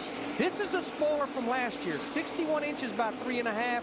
Now you look at it, they took 1 1/8 inches off the top. Go to the front of the car, they took that downforce away from the front. Overall, we're about 400 to 500 pounds less downforce than last year. I think at a track where you spend 2/3 of the time in the corner, it is definitely showing up today. Yeah, I mean, folks at home, downforce is grip. It just, downforce pushes your car into the racetrack. When you have less downforce, the car wants to come up off the racetrack. Yeah, and so far here at Dover today, this is where I've seen it play the biggest role, Larry. Back to what you're saying, and you too, DW talking about the downforce and grip. It has really showed up as cars try to get side by side and how loose they get. Well, wow, look at this trend here for Kyle Busch. Yeah, I think if you change loose wheel to lost wheel, but wow, what a comeback! My goodness. Into the top 10. He earned stage points at the end of stage 1, and he just keeps coming. He led the first 18 laps from the pole. Mike, he had a great car. He sat on the pole here. He led the first 18 laps, and they had that problem in the pit. It took him a while to overcome it, but here he is, back second place. This is when Mark Truex Jr. is riding behind Kyle Busch and saying, hey, I thought he had a left rear tire come off on that first pit stop. Where'd he come from? Yep. Sometimes you have damage and it hurts the car. I think that damage helped that car. Here's a Michael McDowell check. Remember, lap 123 is when he was last to pit road. Austin Dillon just gets past McDowell for 18th place. Michael's got 12 starts here at Dover, so he's been here several times, and that car has had some good finishes over the last few weeks. Austin Dillon. What does that remind you of, Mike? Back in the day, Cale Yarborough. Remember that old camera he had up in the car at Daytona that time, shaking like that? You know what's really cool? Peter Larson, who with John Porter came from Australia to give us those great movable panning and tilting in-car cameras for CBS way back in the 1980s. Peter Larson and his group, now BSI, is still doing it today. So we'll salute them and show off some of their best work with some of these onboard views as we crank it up.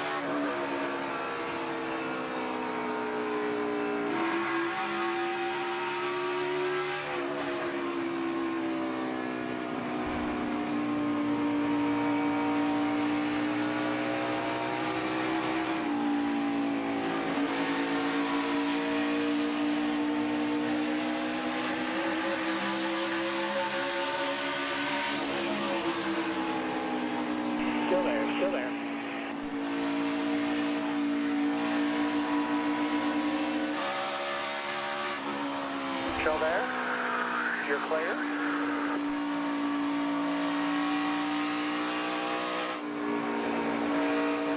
Quarter. Still there. All clear. All the way.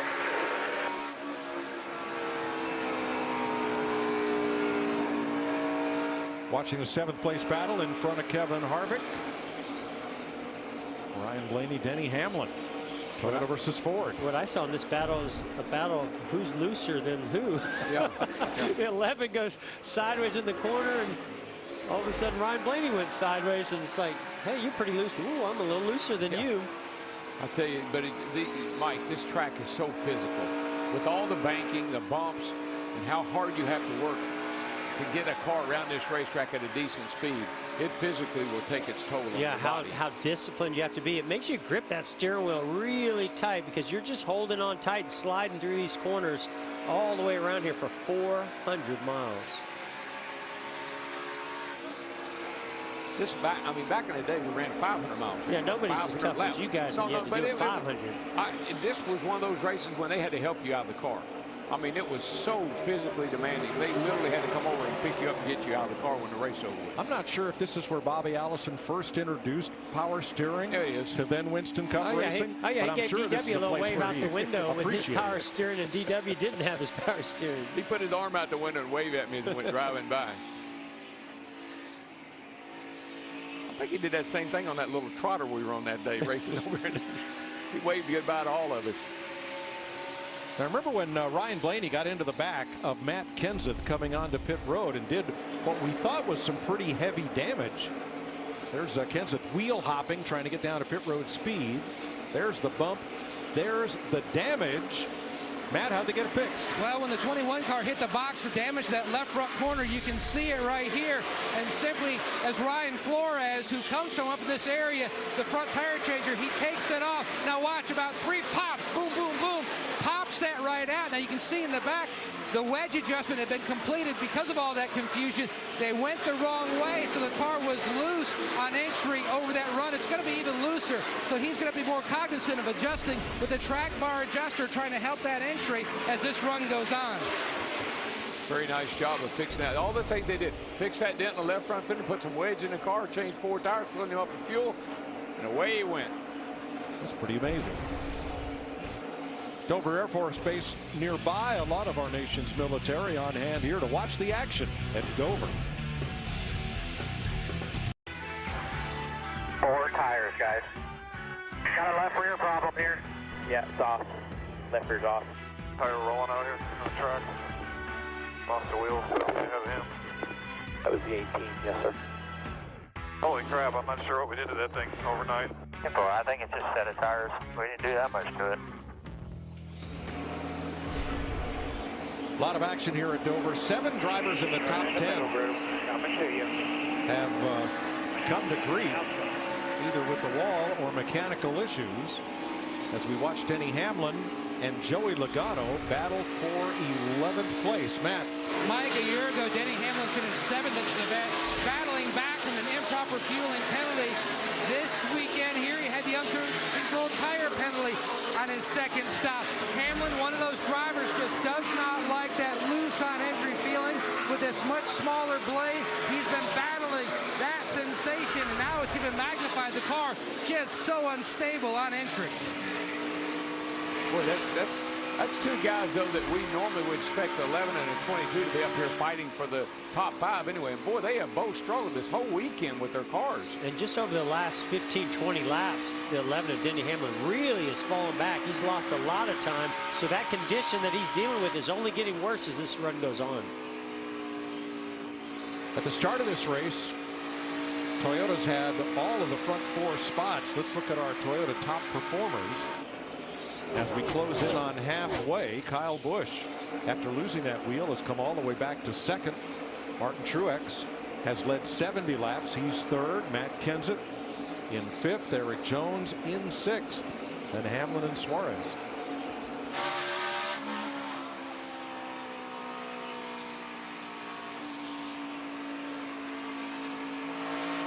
Riding with Eric Jones, it's Cody Ware. Going a lap down to the 6th place car. And here's Hamlin. And Logano continuing to battle. Check in on Dale Earnhardt Jr. in 18th. Jamie?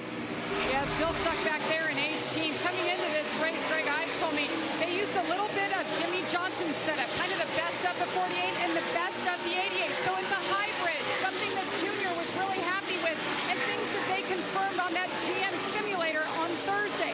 But so far today, he is just terribly loose.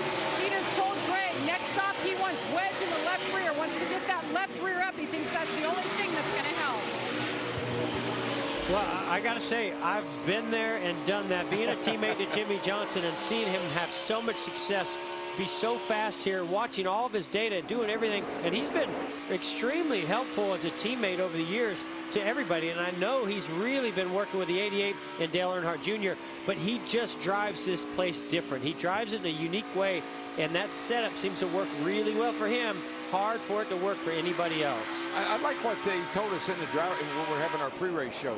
You just tell them the truth. And he said, I can tell if a guy's buying what I'm selling or not by looking in his eyes. And he felt like Dale Jr. had really embraced what he was telling him. So I'm surprised 88's not better than it is. Well, Jimmy Johnson started in the back after they changed a gear last night, a rear end gear.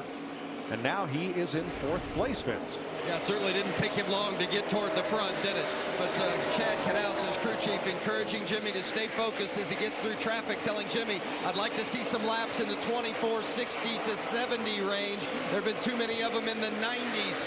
Jimmy adjusting the track bar inside the car and says it's still a little bit edgy to start the run, trying to get a little more stability in that 48. And this is what you got to love about Chad Knaus and this combination, how it's been so successful. This is a crew chief. Yes, he's won 7 championships, but so has his driver won 7 championships, because we got a little issue, 22 down in 3 and 4. Joey Logano pounded the wall in turn 3, right front tire. Right front tire. You saw him go up the hill. I know. Yeah, made pretty hard contact.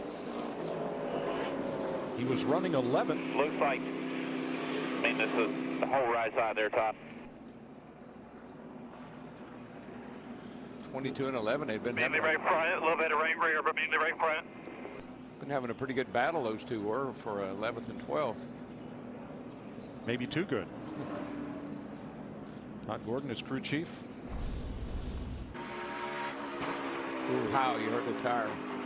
You can almost see it unwind. All right front down, guys. Hold on. Front's coming. Front's coming. We couldn't have turned down. They were coming too quick, buddy. I mean, that's pretty light contact. I think they can certainly fix this. I think I'd be more concerned with what caused it.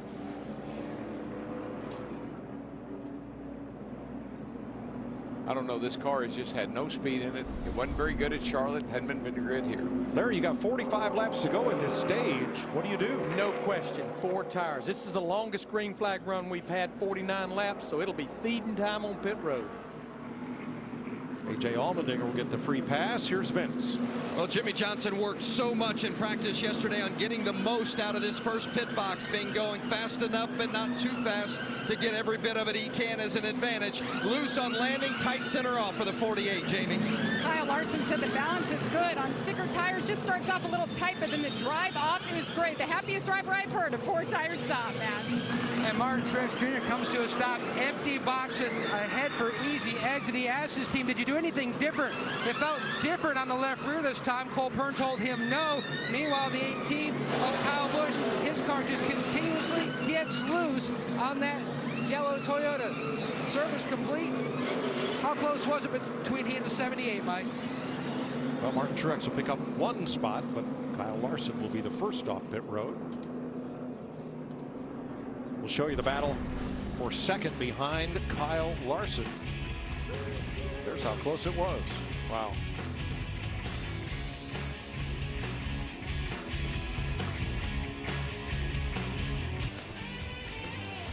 Welcome back to Dover in the AAA 400. Damage to Joey Logano's car after getting up to the wall in turn 3. Both Penske cars were difficult. Keselowski out of the race. Tough day for Stewart-Haas and for Joe Gibbs.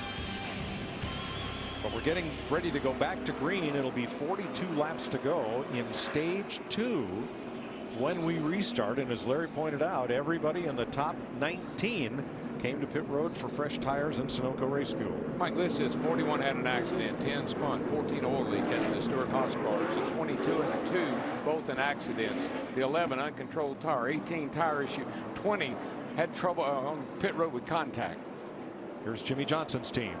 And only 3 sets of tires left. It's going to be exciting. 200 laps to go, 3 sets of tires. Yep. Wow. It's Chad Knaus. Here we come to the Geico restart zone.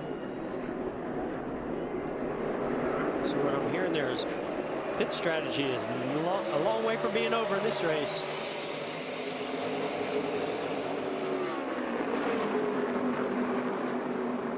Whoa, Larson! He came right down in front of Martin Truex Jr. I think Truex was having, if Truex hadn't been having a little trouble himself, that might have been contact, but they both were fighting it up off corner. He didn't just slam the door, he about knocked it off its hinges.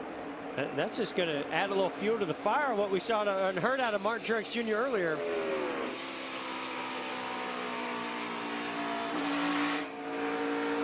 Kind of reminds me of just getting in front of Earnhardt and I'd say, what the heck was I thinking? I don't want him behind me.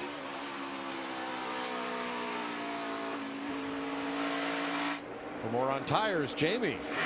Well, Mike, so often people want to know, how does NASCAR monitor tires, especially when they come off of a race car?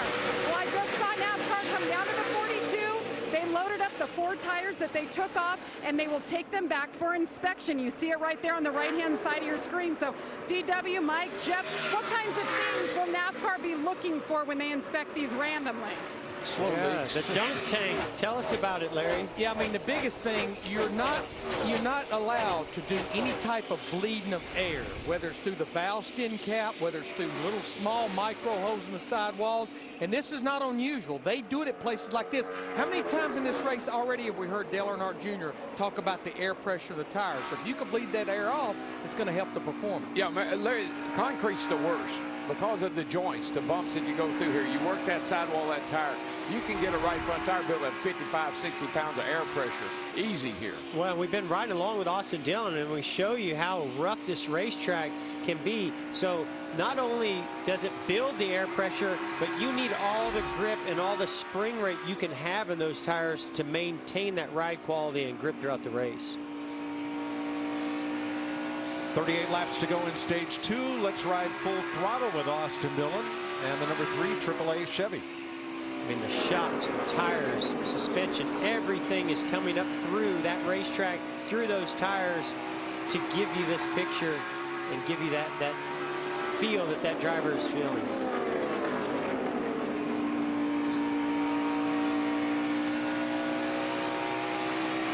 Last lap of the 40, change to 50, 10 better than 11.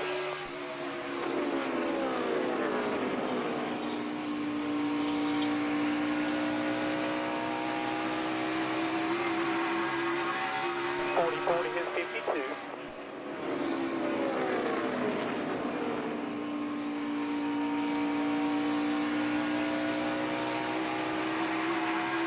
David Reagan had a problem, almost brought out a caution, but he's made it around to pit road here. See show you what happened. Right side damage. Ooh. It's a tire. Now, usually when it happens that early after a caution, there's some kind of contact that a driver has made with another. He was running 22nd. He did not stop under that caution. He took the wave around to try to get his lap back and did, but then lost a tire. Mike, that's the downside to not having as many tires as you. You start trying to manage your tires, you try to stay out on tires, you pick up debris on the tire, and sometimes you have a flat. Michael McDowell finally coming to pit road here. Let's get an update from Matt. Mike, before the issue with the tire for Joey Logano, he'd been telling the team that he had been on the tighter side. Now, I spoke with a tire engineer who examined that tire after it came off the car. He said nothing really stood out as a clear indication of what might have caused that issue. He surmises possibly something with the bead, but they will not know for sure until they dismount and get a better look. Now, a couple of those tires had a very similar look to them, Michael, like it was a sidewall failure, but that's normally air pressure and camber. When you don't have, you run a little bit of low air, you got too much camber in that tire, you'll work the inside of it and you'll break that bead. Boy, things are heating up here up front. Martin Truex just took a big chunk of that gap out of Kyle Larson through 3 and 4. Oh, I think they definitely made Truex's car a little bit better on this last pit stop, and he's now able to get up here and challenge Kyle Larson for the lead. Truex really good around the bottom. Look how he closes when he runs that bottom line. 42's up the hill just a little bit. Truex looks like his car is perfect. 42 not so much, maybe off just a little wee bit. Right there you see that close right in the middle of the corner, right when you get back to the throttle.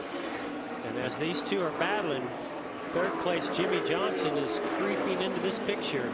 Lap cars ahead. Timmy Hill stays high up the racetrack. Whoa, you saw it again. At 42. At 42 is just a little loose.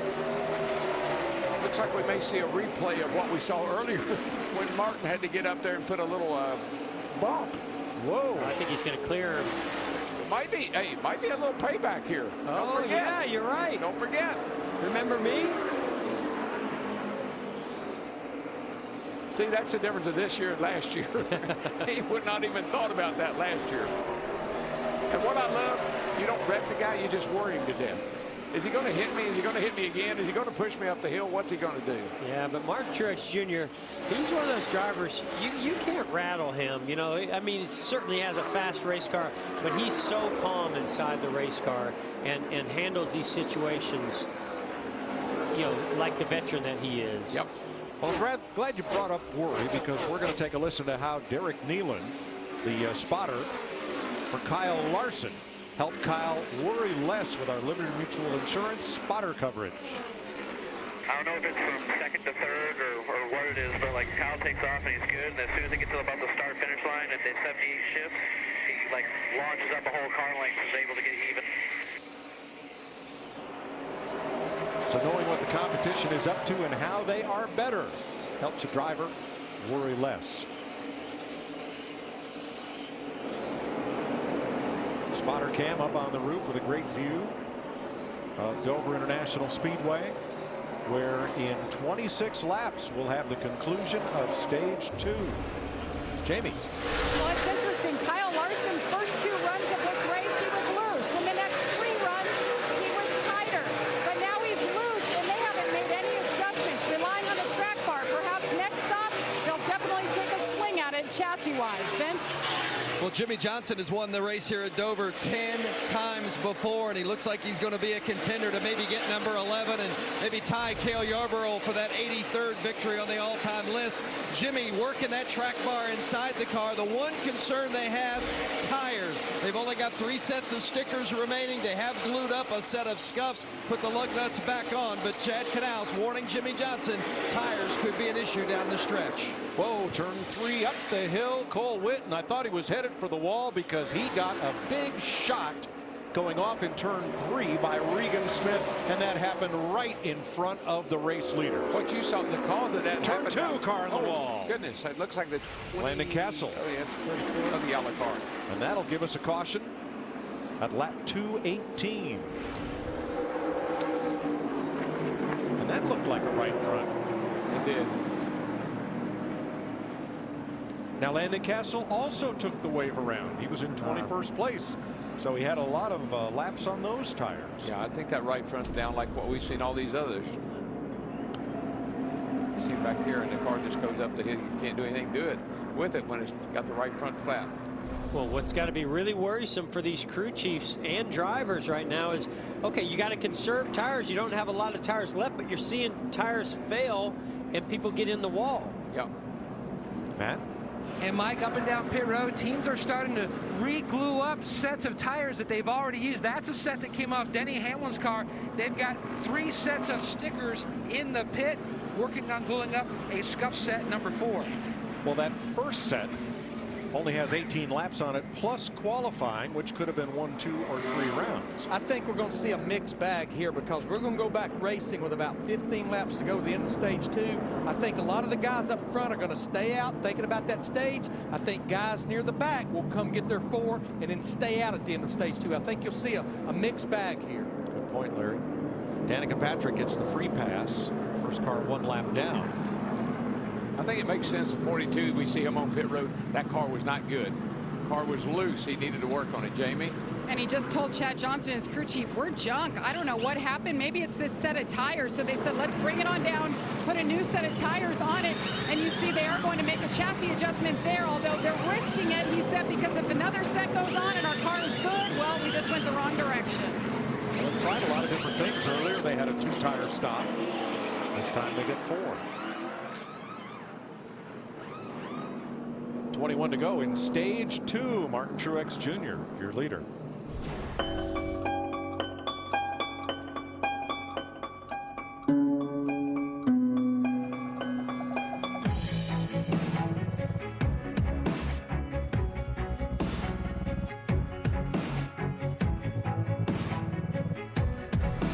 Laps to go in stage 2. Everybody's weaving because when the caution comes out here, all of that hot rubber that's been laid down on the racetrack comes up onto the tires and sticks. So you got to weave back and forth and get rid of that so that you've got a smooth surface to get traction when we restart. Yeah, the track is black. You can see the groove where the cars are running, but as soon as the caution comes out, and particularly if he's down on these hot tires, all that rubber is picked back up on, and where does it go? Right on those hot tires. So hopefully it's all off there now as the 2017 Toyota Camry XSE pace car leads the field. But Mike, in DW, you can get the rubber off the rear tires because you can spin them. The front tires are the ones that are the toughest to get off. I think that's why when these restarts are treacherous as they are, and particularly when you stay out. So the first cars on new tires are 19th and 20th place. Kyle Larson and Regan Smith. Truex versus Johnson. This may be a preview of things to come. And here comes Larson, 3 wide around the top, passing 2, 4, 5, down to the bottom. He's going for more. I'll tell you, he's got 4 fresh tires on that car. He's going to go somewhere with them, I can promise you that. That was an impressive opening lap.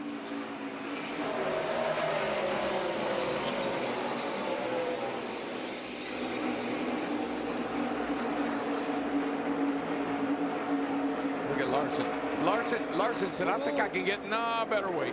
Yeah, he tried He was thinking about it. Well, that is his teammate just ahead. Yes, or alongside. Well, and a good buddy of his in Casey Kane. Third place teammates battling for third as they are for 10th. What a incredible run by the 18 car to get back up here, running fourth. Got a pretty good race car. Got all that damage, not slowing him down a bit.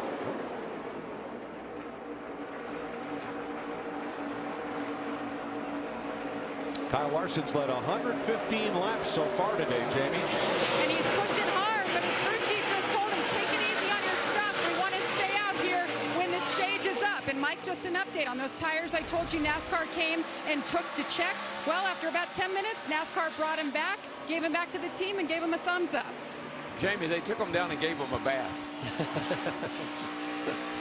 That's how you dip the tires in a cup of water or whatever, see if anything's leaking anywhere. Looking for a slow leak. Slow leak. I've heard about slow leaks before.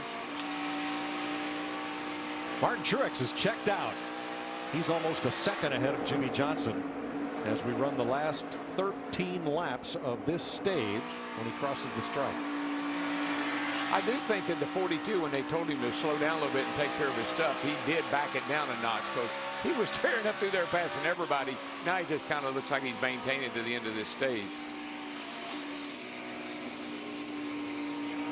You know, Martin Truex has been to victory lane, and boy, is he piling up the playoff points. Every one of these stage wins, remember, they carry through all the way to the final race at Homestead, Miami in November.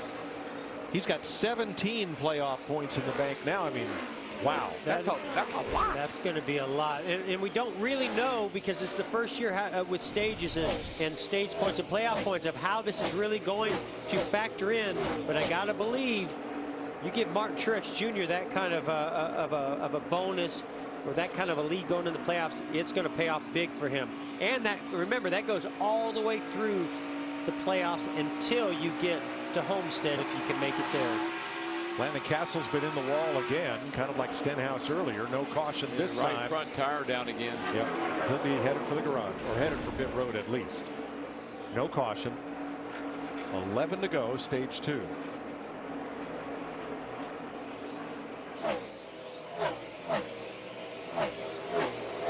Cars run some pretty equal times, Mike. 24.50 on the leader, 24.40, 40, 47, 50, 50. Pretty much that first 5 or 6 about the same speed. I think Larry, probably every crew chief's been on the horn telling his driver, don't wear your stuff out. Well, no, but now we know the end of that stage 2 is 10 laps away, but I couldn't agree with what Chad Johnson, Jamie Little reported, that Larson, he has to take care of these tires because they have to stay out at the end of the stage. Yeah, he backed it way down, Larry. He was burning them up. He was coming up through there, and it seemed like he backed it down a little bit here for these last few laps. Jamie, what you got?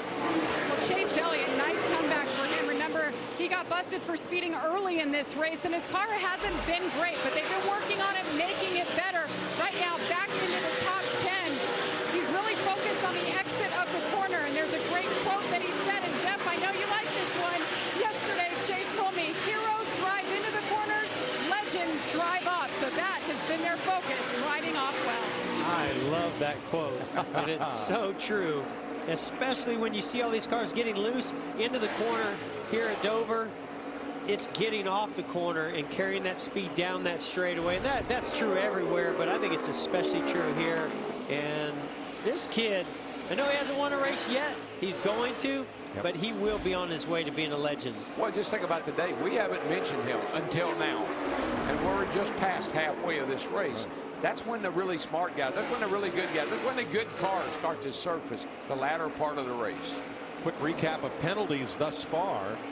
Chase Elliott too fast exiting back about lap 50, and Denny Hamlin uncontrolled tire.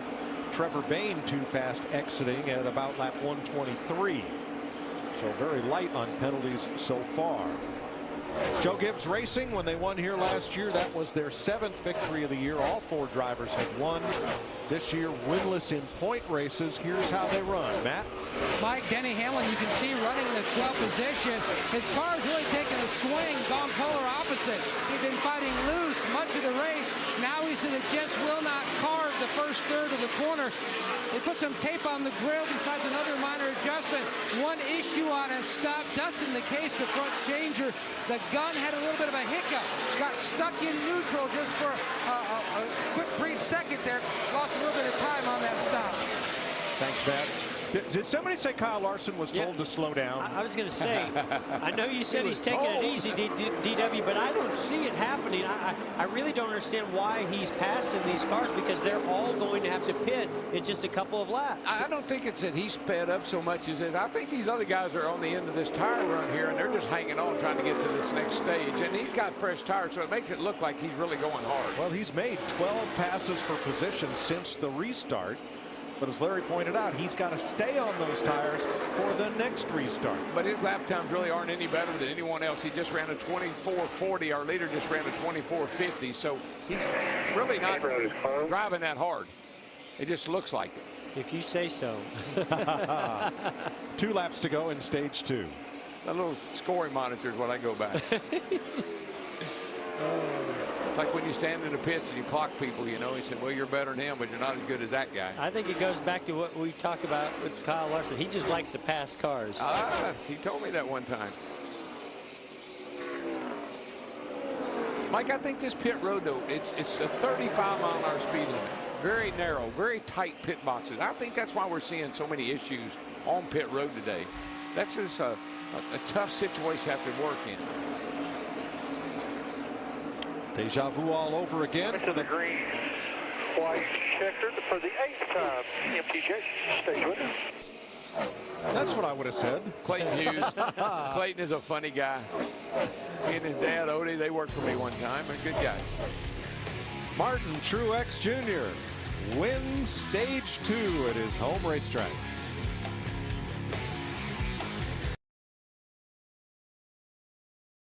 This should be an interesting pit stop. 2nd place Jimmie Johnson in pit stall 40.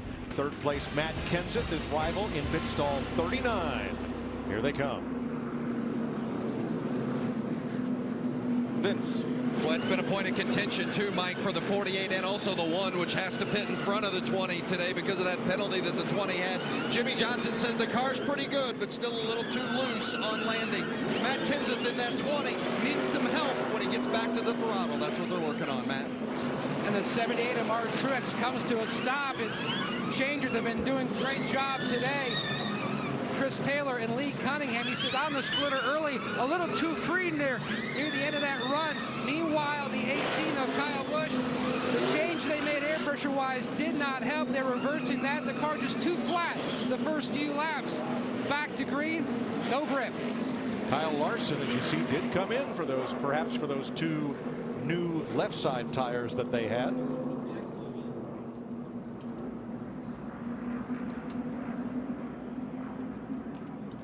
Martin Truex is your stage winner. We spoke to him a little earlier.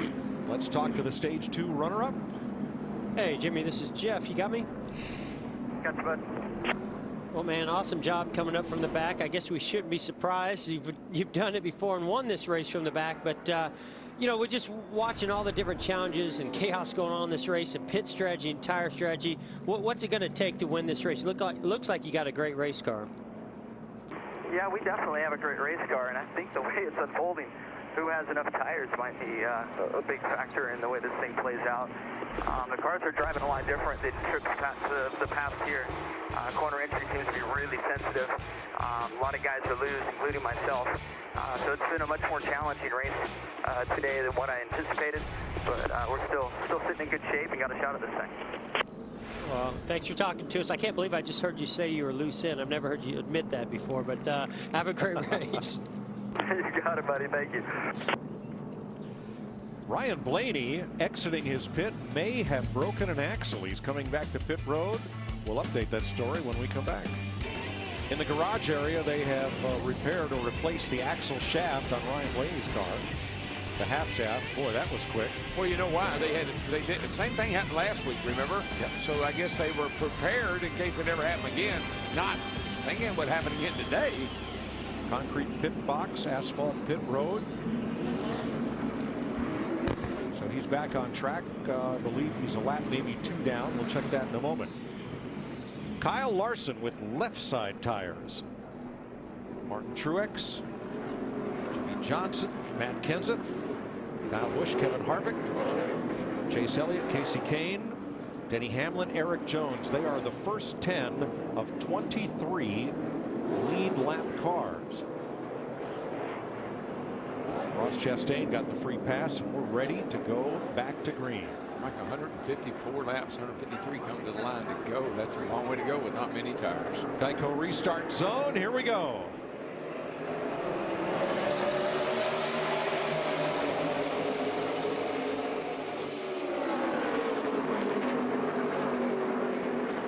I don't think Kyle Larson is overly happy with Martin Truex from what happened earlier in the day.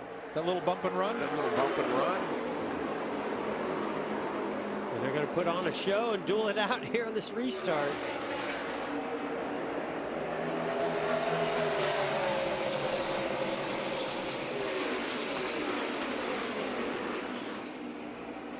Jimmie Johnson going to try to take advantage of this. Gets to the outside of Truex. But this is going to put a lot of pressure on Truex. He's going to need to complete this pass. Oh, big slide for Truex. Man, how did he save that car? Incredible job by Truex not to take that 42 out. That was amazing. Or himself out. Woo! I was talking to Mark Truex about this about last week. I said, you said you were so loose. You make it look so easy. He goes, oh man, I'm on the edge. I'm on the edge. Well, that's the first time I've seen it actually look hard, because he almost lost it. I tell you, I don't know how he keeps off of it right here. I mean, that is that is inches. You could about fit a dollar bill in between those two fenders. And of course, Jimmie Johnson loved it because he turned to the bottom and moved right into second place. And I think right out of the corner of his eye, I believe Larson saw that happening, even moved up about a foot just to get a little extra room. Great driving by both of them. I don't think he saw it. I think he felt it. Yeah. I think he felt him there and knew he had to give him a little room. All right, come back down. Long way to go here, bud. That was Martin Truex. Yeah, there's just, for whatever reason, Martin and Kyle Larson, they got a little thing going today. They're getting a little annoyed with each other.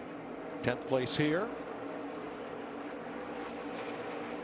Just ahead of them, Kyle Busch has driven past the 5 of Casey Kane into 7th. Eric Jones still in the mix here in 9th. Yes, sir. Hanging tough. Vince. How about Casey Kane running up well inside the top 10 for much of the day today, and says the car feels good now. They just put 4 tires on it, no other adjustments. I think the strongest effort we've seen from that 5 car this season. Remember, he did have 1 top 5, 4th place in the 2nd race in Atlanta, but it's been a long time since we've seen him look this good.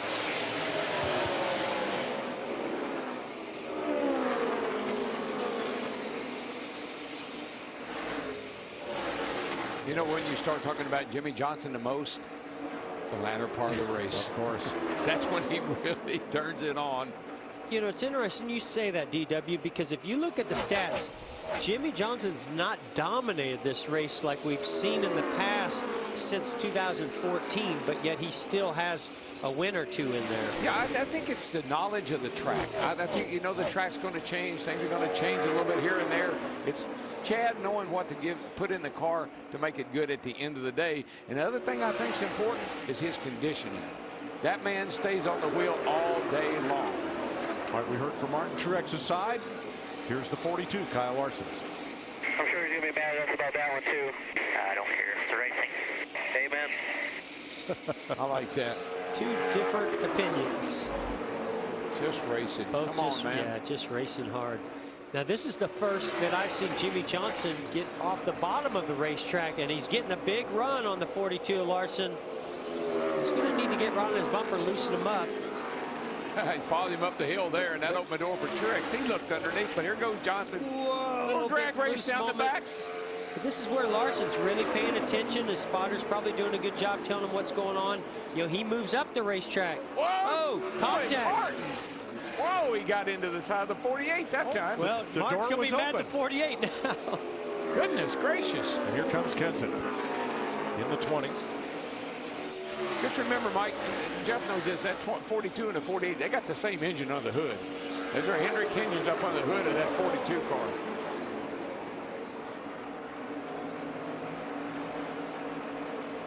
This was more than close. Contact. Roger. Whoop, car in the wall. That is Landon Castle again. No caution. He's going to get it down to the apron and bring it around to pit road.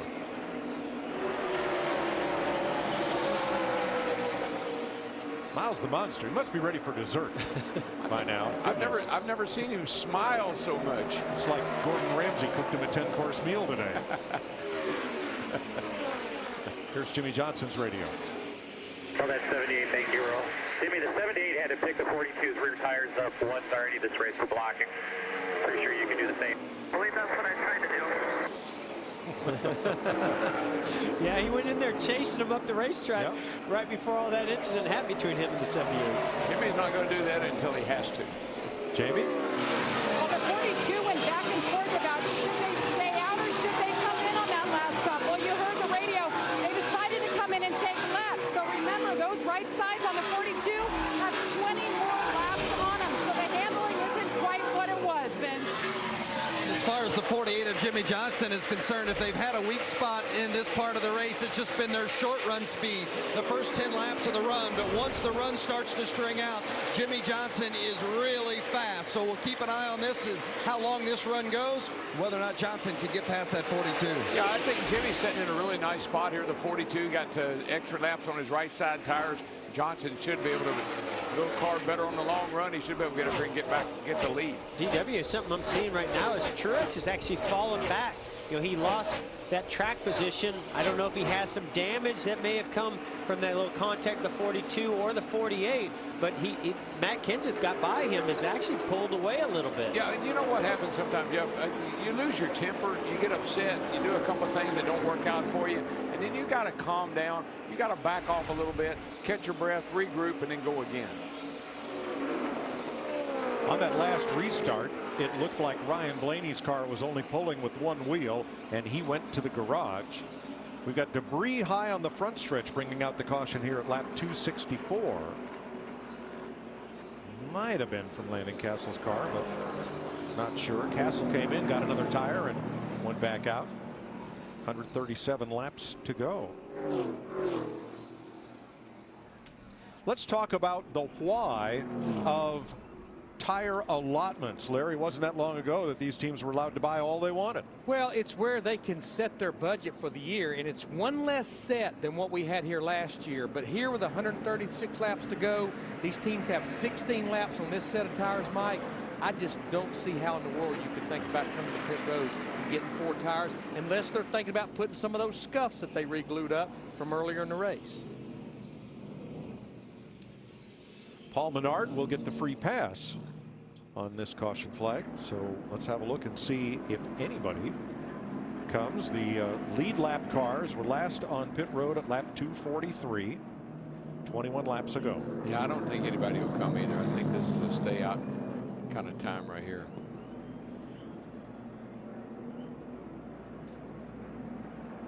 Counting the stage ends, this is the 11th caution flag of the day. Time now for an eBay Motors race break. Let's join Chris Myers. Thanks, Mike. And with Michael Waltrip, a quick recap. Kyle Busch, the pole sitter, who's led 19 laps earlier. Tire comes off.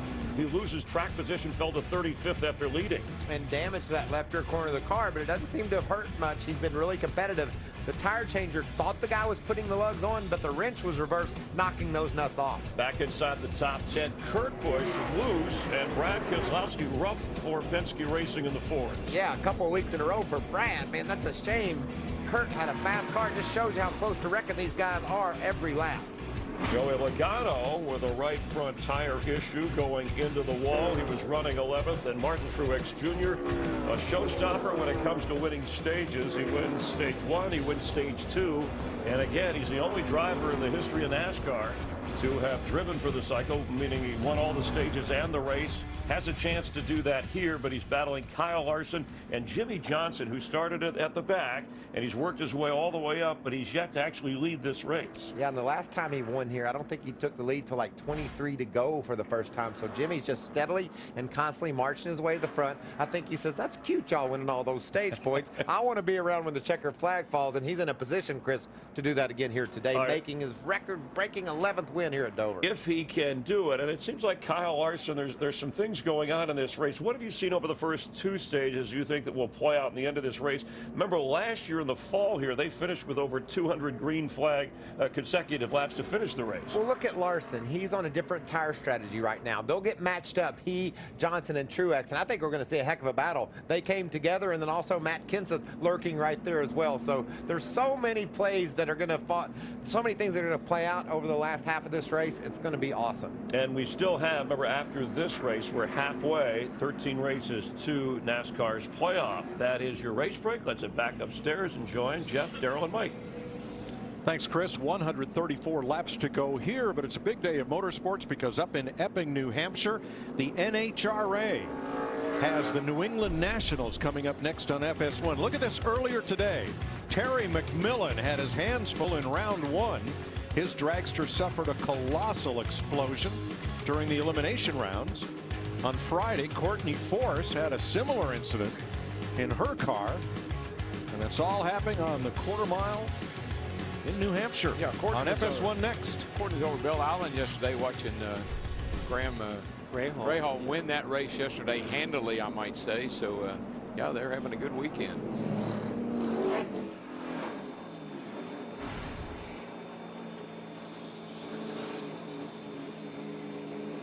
So let's get some audio about this restart from Team 42. I don't know why I get their launch is so much better than mine.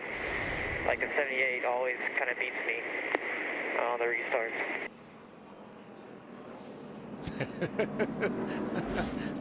Well, we'll work on that. We'll see if we can do something about that. Well, he's not alone. Everybody that's gone up against the 78, I think back to Charlotte last week with Jimmie Johnson, he couldn't match that launch that the 78 had. So they definitely, not only do they have a fast race car on the racetrack, they've got a car that can really get up to speed. This thing is really setting up though, Mike. Larson, Kenseth third, and Chase Elliott 6. Those 3 guys went at it hard and strong here at the end of the race last year. You heard Austin Dillon spinning those tires, weaving back and forth, trying to get all that excess rubber off these tires. Clean them up. 24 lead lap cars, including Paul Menard, who got the free pass. Larson and Johnson, 2 Chevys on the front row, then 2 Toyotas, Kenseth and Truex, Harvick's Ford, Elliott Chevrolet, Kyle Busch, Kane, Jones, and McMurray, the top 10. Pretty good launch for that 42 there. I mean, that was as good as I've seen him do on the restart. Will it be Jimmy's good going to enough? get to the inside. You're not going to outdrive Larson into the corner. Man, boy, did Truex have trouble getting into 3, though. He had to get back out of the gas. That opened the door for the 24 car here. He comes on the outside of Truex down in turn 1. Where'd he come from?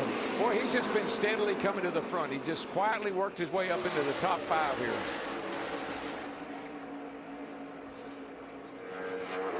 Jimmie Johnson has not yet led today.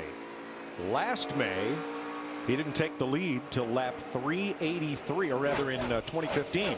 Didn't take the lead till lap 383 with 17 to go. Suarez outside Jones, couple of rookies.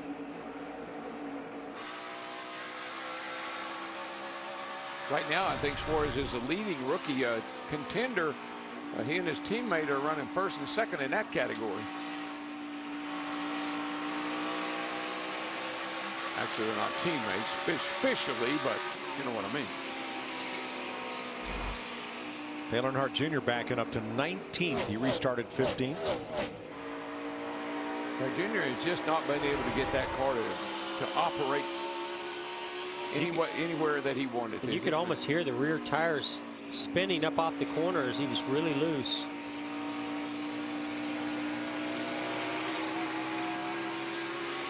Yeah, one reason Dale Earnhardt Jr. is losing spots back there where he's running is several of those teams around him, like Chris Buescher in the 37, A.J. Allmendinger in the 47, a lot of them pitted.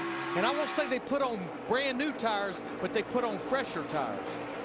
Yeah, even with them being cooler, down to the optimal pressures to start this run, even those things are an advantage. You know, I didn't mind if other people had fresher tires than me, as long as I wasn't the first one that they could get to. Once they get to you, they just start eating you up.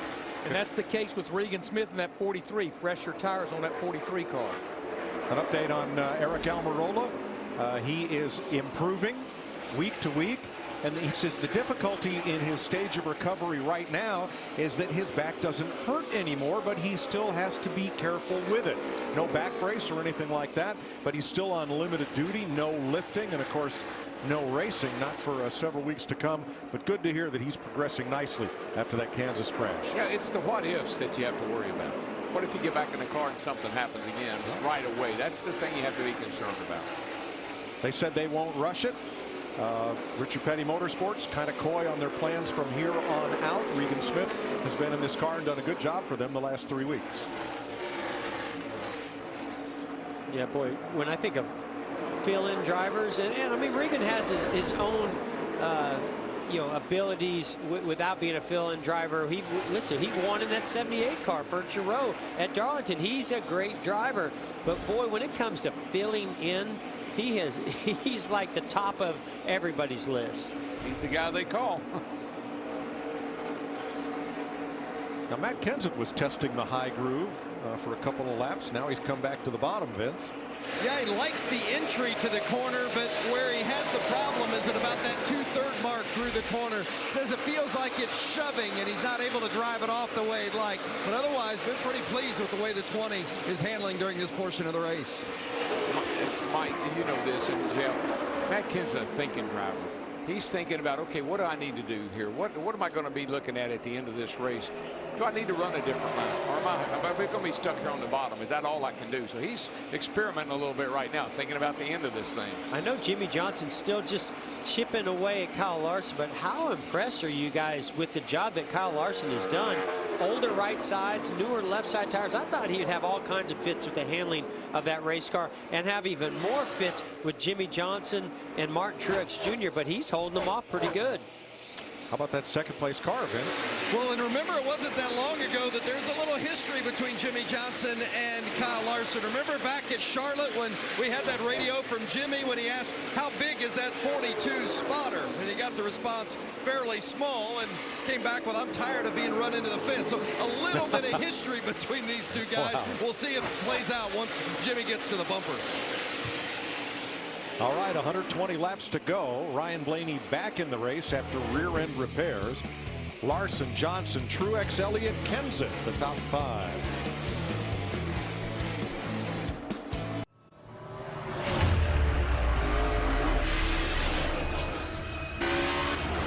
Got it, Scott. Burn down, bud, burn down. Sit behind you.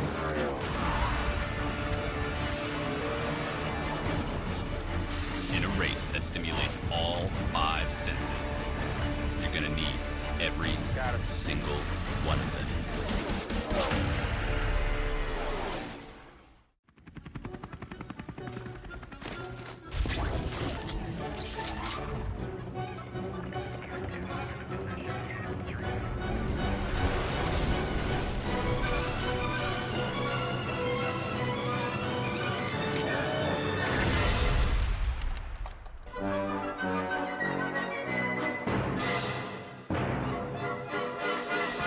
Mobile Strike. Download and play now, free from the App Store.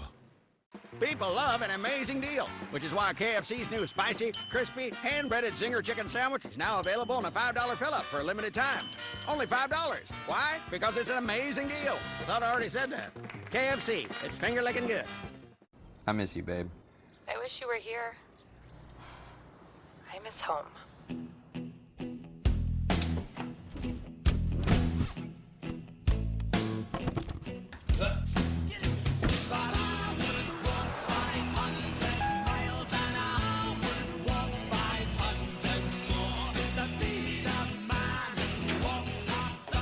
For the guy who finds a way, always unstoppable. What goes around comes around. And as a sport that races in laps, we know that a clean race pays off in the finish. It's why NASCAR commits to green programs and biofuel, like Sunoco Green E15, so we can offset our carbon emissions. We're not going to stop making a difference, and neither should you. Learn how you can help by visiting NASCAR.com/green today. Matt Kenseth had a problem. He just barely made it onto pit road. Under green. Look at him dive onto pit road.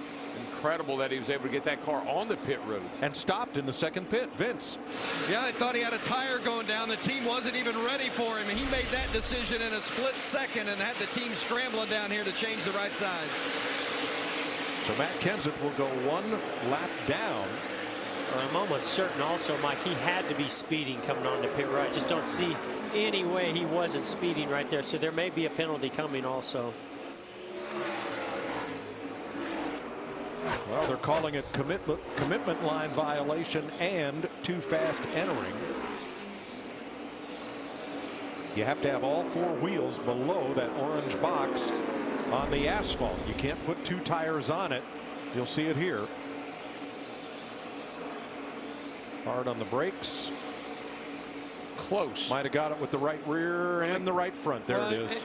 And you have to understand, his priority right then was to get on pit road, get 4 tires, and not damage the car or end up in the wall. He knew he was going to get a penalty. Here's his radio. Well, that's the best I can do on that short notice. You did great. You did great. So now he'll serve the pass-through penalty.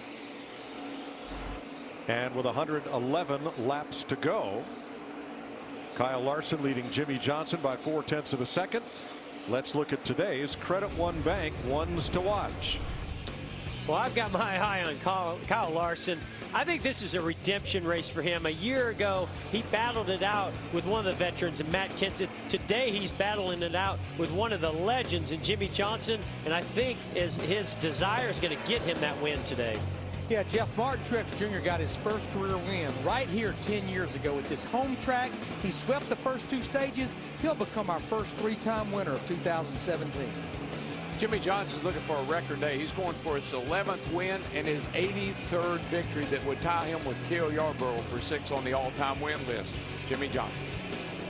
I picked him before the race, and I believe still. Chase Elliott's got a fast car. He's running in the top 5, 2 top 3 finishes here a year ago. He's going to get his first win today. I didn't like Kyle Busch's press conference last week. I like the way he owned up to it in pre-race, and I love the way he has rebounded from losing that wheel to come back into the top 5. What a Cinderella story it would be if he went to victory lane. Here are the pre-race odds of those choices coming in.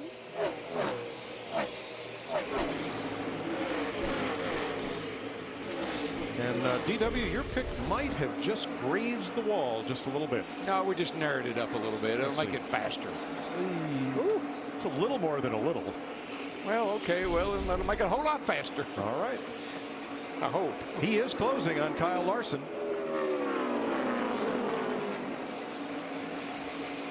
And how about a shout out for Ross Chastain? This is his first ever Cup race. 22nd place on the lead lap, Michael. Well, Jay Robinson Racing, these guys work so hard. Protect Your Melon is on the side of Ross Chastain's car. He's making his Cup debut. He's kept her on the lead lap. This is a great run for this small team. They can use this for momentum as we race through the summer if we don't lose it here late in the going. That says Protect Your Melon on that car. That's part of the Drive Alive campaign here in Delaware. Buckle up, protect your melon, drive sober, use your melon. Mike, he ran all 3 races here this weekend. He ran the truck race, the Xfinity race, and here he is today in the Cup race. And a shout out to Cole Witt. He's battling with Cole Witt. I know they just went a lap down, but these 2 guys, they're getting after it. Wow, that's for position. Yeah. I think somebody's mad at somebody. Well, that's going to hold up Jimmie Johnson as they race side by side, bump and bang.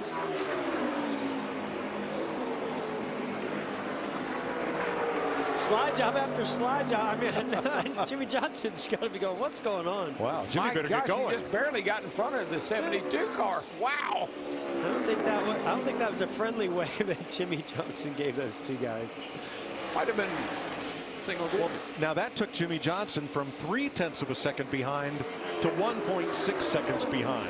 That was a big gap for Kyle Larson. Yeah, it is, and that's a nice breather for Larson because Jimmie Johnson breathing down his neck, got a little bit better tires, but hadn't been able to get around him. Well, see, those 2 now they can battle for the lucky dog position. One lap. They're the only 2 cars 1 lap down, Witt and Chastain. So I got a feeling this is not over. No, and that's why you have to race hard for every position, every single lap, no matter where you're at on the track. Yeah, that's why they're racing so hard, Jeff. They're racing each other really hard because they know that. They're being told that by their crew chiefs and their spotter.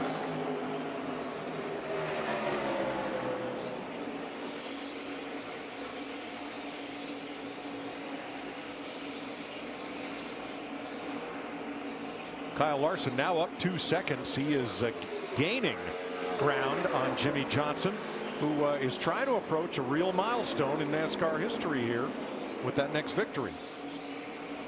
Tying Cale Yarborough on the all-time list, and he's got a commemorative helmet along for the ride. Let me tell you, that guy right there on that helmet, you won't ever run anybody any tougher than he was. That's for sure. He just gnawed up tracks like that. He ate them up. And you think Miles is bad?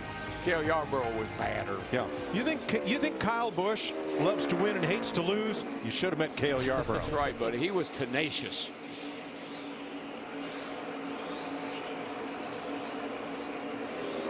Johnson with 7 championships and 7th on the all-time NASCAR win list. I gotta say, that's one of the coolest helmets that I've seen in a long time, and also one of the coolest motivation tools that you could possibly have to go get that 83rd win.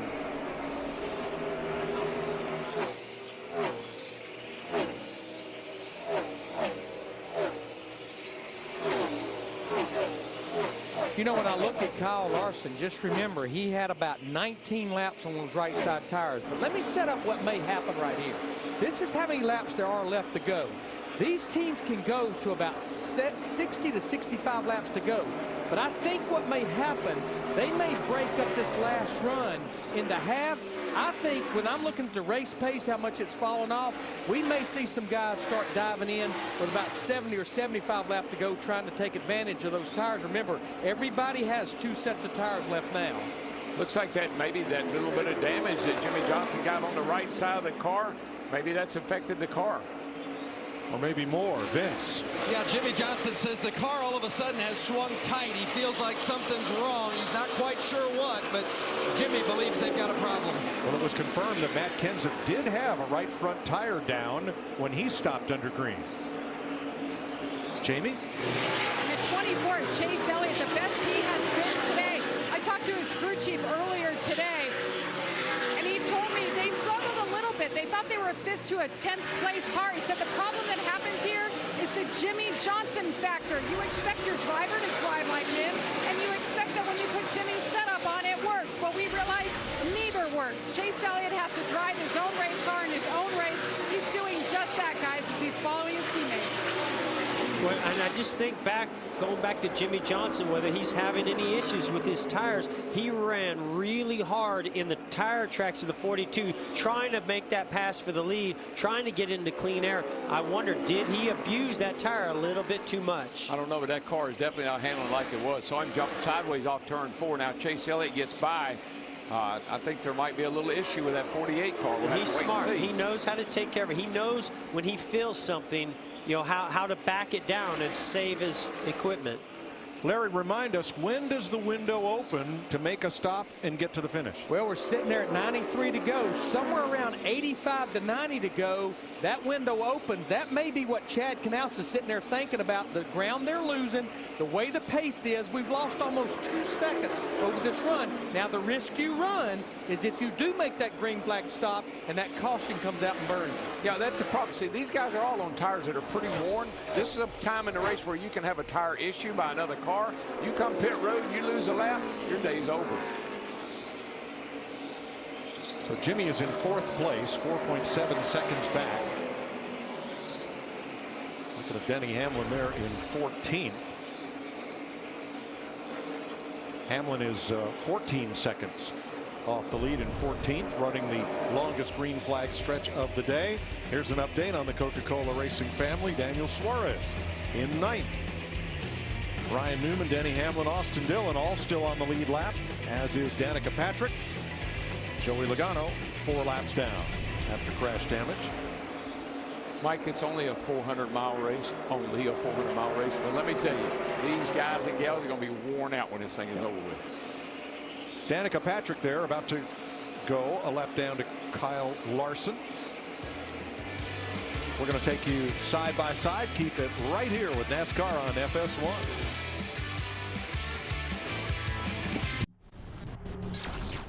Junior leads the way. He's there again at the exit of turn 1. Green flag in. Funnel back to double wide formation. A run outside here. Charging hard. He'll take the lead. You got it, bud. That don't stop the Pocono seat, buddy. Yeah, boys. What a car. Awesome day. Our AutoZone Rewards program is simple. Spend $20 5 times and earn a $20 reward. Oh, look at that. You got a $20 reward. I needed it. Oh, yeah? Yeah. Oh, yeah, that's... Awesome. Yeah. Oh, man. We were so deep. It was fun. the best. Hey, is there a shower here? Got a sink and some hand soap. Yeah, I'll take it. Okay. I love that guy. Let's get you what you need. Get in the zone, AutoZone. People know me as Dale Earnhardt Jr. race car driver, but I have many sides. When I retire, I'll be Golden Years Dale. I'll catch big fish, climb big mountains. I'll surf some really big waves. And you'll run some big errands because we're out of mayo. Mayo. Got it. Going for that mayo. For planning your retirement and more, Nationwide is on your side. At KFC, we choose to make spicy, crispy chicken sandwiches. Not because it is easy, but because it is hard. we choose not only to launch KFC's new Zinger Sandwich in a $5 fill-up, but to take it to space. Will it be easy? No. Will it be hard? Yes. We've already covered that. But when we succeed, we will lick our fingers good! Space Sandwich! Yeah! Try the Zinger Sandwich before it goes to space. Got kids 12 and under? Come to any NASCAR Xfinity Series or NASCAR Camping World Truck Series race, and any kid under 12 gets in free. Get your tickets today. 85 laps to go in the AAA 400 at Dover. Here's your Busch race summary. Kyle Larson is the first of now 18 cars on the lead lap. We've had 5 different leaders: Larson, Truex, Kyle Busch, Michael McDowell, and Ricky Stenhouse. 11 lead changes, 11 cautions for 52 laps. Martin Truex won stage 1 and stage 2. Kyle Larson has led the most laps. Now Eric Jones had a right front tire to go down. He made a pit stop under green. Here comes Casey Kane. Well, I think this may be scheduled. This is a big risk, but Vince, what do you got? Yes, that the wheels are starting to shake a little bit, so they didn't want to take any chances. Gone ahead and brought him in. It's going to be a 4-tire change for Casey Kane. It's been a really strong run for him so far today. Keith Rodden's given him a nice piece this afternoon. Well, he's been top 10 most of the day, Vince. He pitted from 8th place. Now you will lose a lap when you pit under green here. Yeah, if this goes all the way green, he's in great shape. But boy, we've just seen so many issues where cautions have come out. We've not gone more than 44 laps until this run under green. Yeah, it just worries me. I mean, with some of the tire issues we've seen, this many laps on tires, you're sitting on a hot stove right now, Matt. NDW Coach Mike Lepp, the pitcher coach at JGR, impressed with just how those guys methodically recovered from that issue you guys documented on pit road. Adam Stevens told Kyle he's been working the high line more than the bottom. Told him the 77 had an issue with the right front. We're going to go to about lap 340 on fuel, so we've got a long way to go. Just try to be patient and conserve. He thinks that damage to the left rear has certainly affected the balance of the car all day. Thanks, Matt. Jamie McMurray is in a hurry. 6th place from Jimmy Johnson. Yeah, I think that when Johnson got in that wall a little bit, I think that's affected that car more than we maybe even know. I think that's what slowed him down. When he's just trying to hold on. I believe Chad Knaus just told him, say, hang on, buddy. We don't want to pit under green. We want to bring you in when our leaders come in, or hopefully if a caution comes out. Yeah, when everybody starts to hit pit road, then you don't feel so bad about being on pit road when everybody else is. You just don't want to be the caution. That's it. You want to see the caution, not be the caution. Roger. 79 laps to go. And Jimmy has now fallen to 7 seconds back of leader Kyle Larson. And just think, not long ago he was up there trying to get around Kyle Larson, so definitely the car not anywhere near like it was early, or just a few laps ago. Now Eric Jones, because he cut down a tire on the racetrack and had to limp around, he's lost 2 laps with that pit stop under green. That's the thing about this place. When you pit under green, you're going to lose a lap and change. So that's why you stay out as long as you can. Yeah, we actually saw Casey Kane. He went down 2 laps, made one of them back up already on our leader, Kyle Larson, but he's got a whole nother lap to make up. Hey, older brother, look who's in the top 10. It's the most interesting sportsman in America, Ty Dillon, clawing his way to the front, buddy. Yeah, the 13 car of Ty Dillon. Yeah, I love that. Well, great shout out to Booty Barker, who's the crew chief on this car, and Ty Dillon. Great job by him. That whole team. This is a long race. You got to be tough to be around the end of this race. Says a lot about Ty. Besides being the most interesting guy in America. I think you covered that in pre-race, right? Trevor Bayne slow in turn 1. I believe he's got a tire down. I saw him almost go. He went way up the hill. Here comes our leader, or Martin Truex, not our leader. Truex in the pit lane and more. Daniel Suarez is in. Trevor Bayne on pit road. All green flag stops with 75 to go. Matt. 2 wins this year. Martin Truex looking for a 3rd. He said the biggest issue that he had was corner exit. The car was just pushing, losing grip on exit. Left side's going on. Very solid stop by the boys Kevin Harvick is coming down pit road as well. Harvick's been pretty pleased with the car throughout the day. Said this last run, though, it's not been into the track as much as it had been before. 4-tire change for Harvick. Kyle Larson coming in, Chase Elliott and Kyle Busch. Jamie? A sigh of relief for the 42 who took sticker left side tires. They weren't sure how that would change the balance. Well, he led every lap that run. So a 4-tire stop here. He's on the same strategy on the right as Elliott. It's Chase Elliott having a great day. We've documented top 5 run. The car has gotten better. It's the best it's been today. Matt? And Kyle Busch making his way to his pit box. His teammate, the 11, Denny Hamlin, he should be hitting his box shortly soon. He's been very quiet on the radio.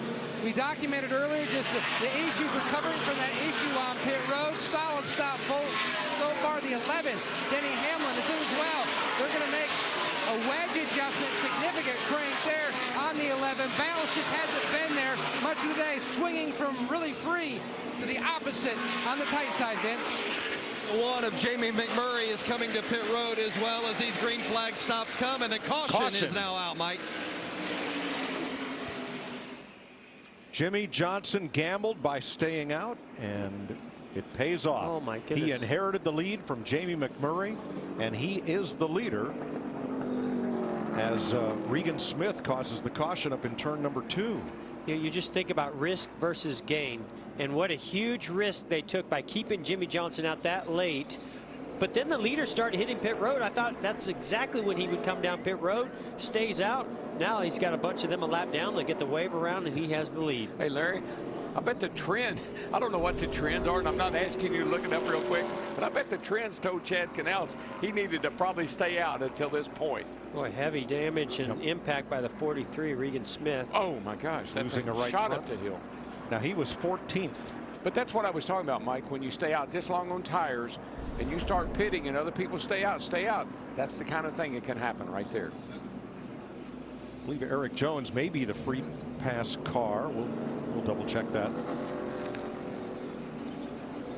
Now, as we've seen at Phoenix and at Charlotte, Austin Dillon and the 31, Ryan Newman, were stretching it on fuel mileage also. But Mike, remember, they pitted that last caution when a lot of the rest of them stayed out. So that's one reason they were able to stretch it on fuel and tires. Right. Paul Menard also, along with Chris Buescher, Danica Patrick, stretching it out. Now, those of you looking for the NHRA New England Nationals, they are coming up here on FS1.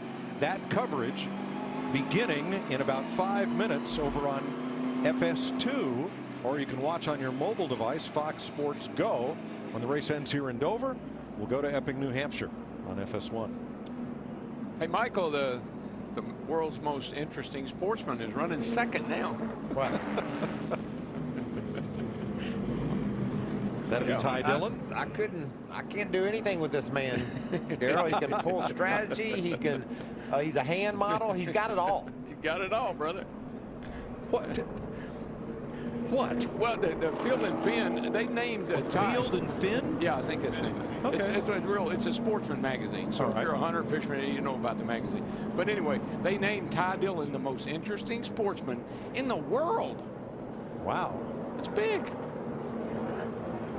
Not in America, in the world. No, in the world.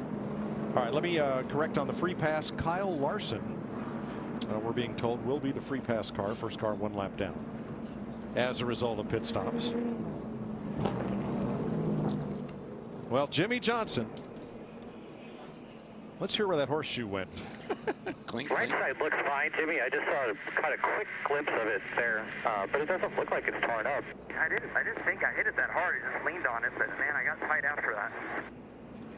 Boy, aerodynamics are so important. I don't know if you got the right rear at all. That maybe that did a little bit of damage. Sometimes you'll bend some components back there, like the track bar, and it could cause a car to go tight. But there's a little tiny bit of damage on that lip.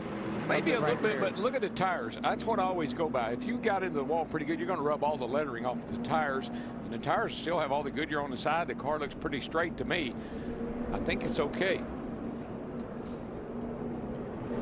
So Jimmy Johnson, Austin Dillon, and Dale Earnhardt Jr. were last on pit road at lap 243. can see just a little scrape on that right front fender, not much, and you can still see all the writing on the tires. So that's a good gauge, I think. Pit road is open, and here comes Jimmy. Go, Vince. They will take a closer look at that right rear, but Chad Canal said if it's going to slow you down, don't mess with it. I just want a solid stop here, no mistakes. You heard Jimmy say after he got into the wall, the car got tight. This is going to be a 4-tire change for Jimmie Johnson. Jamie? Dillon making his second Cup start here at Dover. He's been really happy with the race car. Loose early, but it comes to him. 4 tires, no changes, Matt. Ryan Newman sitting on pit road. Could have gone to lap 358 on fuel. His teammate, Austin Dillon, trying to back up his best qualifying effort of the year. 9th with a good run. You can see chassis adjustment there. The car just on the tight side the longer the run goes. Solid, really solid run by these guys all day. Well, that was a solid stop for Jimmie Johnson, but he got beat out on pit road by Ty Dillon. See that come. But he almost got beat up. Watch his 13 car. I mean, he and Jimmy almost make some contact. Aggressive here. exit when Great he comes stop. out. He just turns right. Rudy Barker and this crowd, they're on it. Well, we talked about this being a disadvantage to coming in and pitting early, and that's exactly what the 13 of Ty Dillon and those guys took advantage of. All he had to do is turn out and stop Jimmy in his tracks from being able to pass him. Richard Childress says we got these guys right where we want them. Now watch Ty Dillon pull out. This is close. Right in front of Jimmie Johnson, almost collecting Dale Times it Jr. perfect. There. Timed it. Had one pit box in between them. The 48 was right there with nowhere to go on this very narrow pit lane. I don't know if it was even going to matter him turning out. I think they really just beat the 48 out. It looked like the 48 maybe had a little issue on the left rear. Little slow, the 48 was. While we're under caution, I want to tell you about a great thing that Pocono Raceway is doing on Friday as you look at the pit performance comparison for Ty Dillon and Jimmie Johnson. Friday at Pocono next week is Free Friday. You bring an empty Monster can and you're going to get in free. That's great promotion. Free Friday. I like it. Saturday, we're going to have a lot of fun with the Xfinity Series race on Saturday. I can't wait for this. I can't wait for Pocono. Yeah, the broadcast, I'm pretty excited for it. I'm excited to listen to Eric Jones and Ryan Blaney because I've really never heard them talk. You know, with myself and Denny, we get along well. Did the same thing. Other than when he takes me out from time to time. It's pretty easy to call the race. I'm a little bit nervous standing next to Boyer in the booth. Yes, we're going to mess this up. We're going to be confused, we're going to make mistakes, but we're going to have fun. And hopefully everyone watching can have a lot of fun too. That'll be Saturday on Fox. NASCAR Xfinity Series Driver Edition. The Brady Bunch edition. Oh, man. There's all our commentators for next Saturday. I remember and here are the roles that they will all fill. Remember we used to TV, Mike? Everything was fine. The red light would come on the camera, and you'd say, what's that red light for? You're on the air. And you froze right up. Put some talcum powder in their earpieces and, just kind of haze them just a little? I don't think it'll be necessary. I don't think we need to.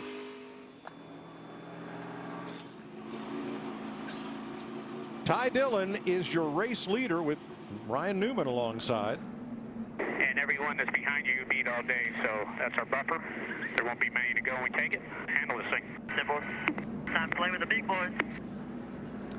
You know how many Childress affiliated cars are in the top 10 right now? Yeah, all of them. 5 of them. All right. Right. Matt? Mike, that caution certainly shook things up, and Cole Pearn, now your man's back in 11th, restarting. Judging from how that car reacted earlier, starting a little farther back, what can Martin expect? Yeah, it's going to be a struggle. Not a lot of laps left, so hopefully we can get a bunch here and then get another caution and get another stab at it. Mike? So 16 wave arounds, including Martin Truex, Jamie McMurray, Casey Kane. Now, those of you looking for the NHRA New England Nationals, that will follow this race on FS1. It's going to start over on FS2. The details are on the ticker at the bottom of the screen for you. Well, Mike, it's time for a trend here. The last 10 spring Dover races, the average last caution falls with 48 laps to go, but 4 times in the last 25 laps and only once in the last 10 spring races did we have an overtime. That was 2 years ago. getting set for the restart. Been a fun weekend here in Dover. Concrete, crab cakes, an international drone racing competition out there in the fan zone. And Kyle Larson getting the free pass here. What's up with Trevor Bayne? We're going to add one lap here for him and Matt DiBenedetto, who's being chased down pit road there.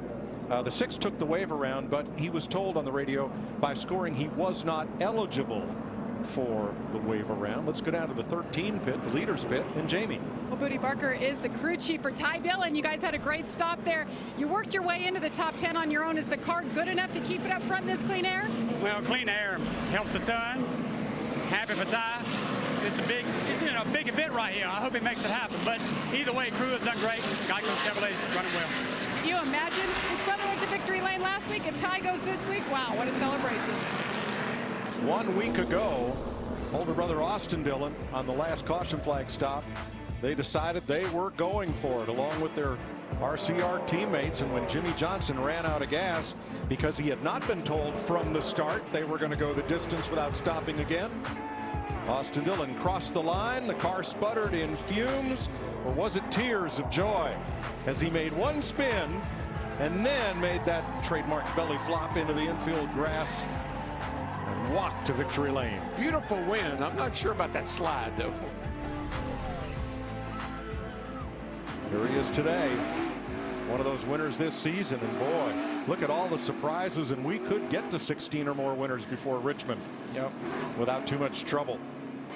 Dillon, Newman the front row, Austin Dillon, Johnson, Earnhardt, Menard, Patrick, Buscher, Larson, McMurray. That's your top 10. Then Truex, Kane, Elliott, and Kyle Busch. Here we go. Well, that's not going to help Jimmy Johnson's cause. Ryan Newman spun the tires, caused that inside lane to lose a little momentum. Larson was 3 wide. That 13 got a great start. It's just what he needed. Now if he could just put a little gap between he and everybody else, although here comes Newman, he's looking pretty stout. Yep, Ty Dillon's got to get away here. Got to get away because the hungry hounds are coming after him.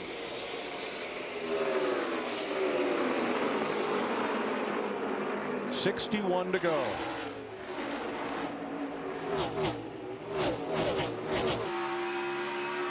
Richard Childress got to be loving this. Oh, man. He's got to be loving every minute of this. If it could just end right now, oh, yeah. I think he'd be really happy. You know, he's saying, look at us go. We're back. Yeah, if it was only 6 laps to go instead of 60. Well, who knows? Larson up to 9th. That's Patrick back on the lead lap, trying to hold off McMurray for 10th. Tell you one thing, that those two in the front right now, 13 and 31. They better not look back too far. Here comes that 48, and he looks like he's getting it on now. And you know what we hear all the time about teams like the 13 or the 31? If I could just get out front, just get that clean air. I'm always battling in dirty air further back in the pack. I just need to get up there. Well, now's your opportunity. Show us what you can do with it. Now, of the drivers that took the wave around, Kyle Busch just passed Martin Truex, and they are still pretty deep in the field. Back at 16th and 17th, Michael McDowell. Yeah, still 2 laps down. They're liking that clean air, and it would be really good to have all this clean air if it went for that 48. They just didn't have a mirror on it. Just went for that 48. Now here's something you haven't heard this year. Chevrolet positions 1 through 9 right now. Wow, big day for them. Patrick, the first Ford, in 11th. Make it 1 through 10 for Chevrolet. And Suarez, the first Toyota, in 14th. Well, I know they haven't had a lot of them up there in the top 10, but the one that's led a lot of laps. Trouble off turn 2, guys. Turn 2. They were 3 wide, and Paul Menard paid the price on the outside. Yeah, I think somebody got into him. I think Buscher got loose under Menard. That's what it looked like. With Larson right behind him. There's the damage on Chris Buscher, who got into Paul Menard coming out of turn 2. Things narrow up there in a hurry. Yeah, he won the Xfinity race here in 15. Buscher did. Yeah, they were at least 3 wide. See what happens here. We got Kyle Larson looking around trying to find a way by. 37 on the bottom. He just gets a little bit high They make contact, and it's on from there. And you can see, if you just get off that bottom a foot, the car just takes off on you. And, you know, you got to have the experience to know to check up, get it slowed down without getting into that car on the outside. What an incredible heads-up moment and move by Kyle Larson. I mean, he was in the high lane and then moved down, shot down right in front of Dale Jr. to clear this. He might have seen that coming. It seems like he did. He might have seen that one coming. I think that was that Eric Jones, the red car that just scoots through on the outside. Maybe not, but Jones gets the free pass.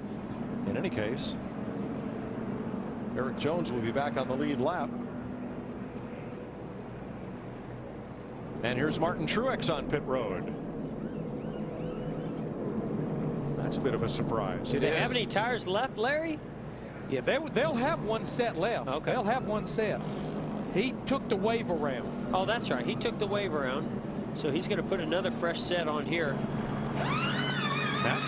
Mike, there's a little bit of damage. The rear bumper where the bumper cover goes into the quarter panel is peeled up like a can opener somewhat. You can see them kicking it, trying to get it back in there. Brian Deal, the gas man, pulls back away. The 18 also discussed pitting, but Kyle Busch said, you know, I'd hate to sit there and leave a set in the pits, but they were concerned about a caution later in the race. And the way today is gone, we're likely to have one. I say you got an opportunity to put them on. I put them on now. Okay. I really like where the 78 is. They get the wave around. They got 4 fresh tires. Could be good news for him. We're going to keep it side by side right here. Ty Dillon, your leader in Dover. Wise old man used to tell me after we talk about the setup of the car, he'd say, whatever happens, just drive the piss out of it. Got a left rear problem here. Yeah, it's off. Left rear's off. Left rear went down. That's how he wants to race this. That's how we should race him. I'm sure he's going to be mad at us about that one. I don't care. It's the racing. Monster Energy Cup racing from Dover, presented by the Drive for Autism. It's almost over in Dover. It'll be 52 laps to go on the restart. Again, Ty Dillon, Ryan Newman up front, Johnson and Austin Dillon, row 2, Larson and Earnhardt, McMurray and Kane, Chevrolet, all the front 4 rows, then Danica Patrick's Ford, Daniel Suarez in 12th, the first Toyota. Here we go. Pretty nice start with that 13, but Jimmy Johnson is trying to push the 31 car back up through there, but he didn't quite make it. No, but this time he clears the 3 car. That's going to give him a little breathing room. Interesting or not, Ty Dillon is driving the race of his young life right now. He's driving it like he stole it right now. I'm telling you, Booty Barker, go, Booty, go. He better. And then Kyle Larson, I mean, he was the free pass car. That caution couldn't have worked out any better for him, and he made up some spots, and now he's moved himself right up into 4th position. Meanwhile, Truex and Kyle Busch, the 2 strongest Toyotas, are mired in traffic, not going anywhere right now. Tell you, Jimmy Johnson needs to get going because Kyle Larson has caught him. Larson's pretty fast, we know that. Truex and Kyle Busch just took it 3 wide on Danica Patrick trying to move up, but that's back at 13th position. Vince. Well, Jimmy Johnson reported that tight condition after he got into the wall with the right side is not as bad now on this run. That's good news. But Chad Knaus told him just before this restart, you've got the 42 behind you. The 2 of you should be battling for the win. Oh, man, did you see that right there? He tried to get underneath the 31, didn't complete the pass, and that opened the door for the 42. Fighting back, though. Look at this outside move. And who's the hardest guy to pass in this series? Man. Ryan Newman. He is tough by to pass. consensus. He just fights really hard when he's, especially in these positions and situations. Mike, but this is when Jimmy Johnson finds a little wee bit more than anybody else. He digs deep. And we got 40 laps to go. Where'd Dale Jr. come from? That setup's starting to finally come to him. Well, it's a late race setup. 48 to go.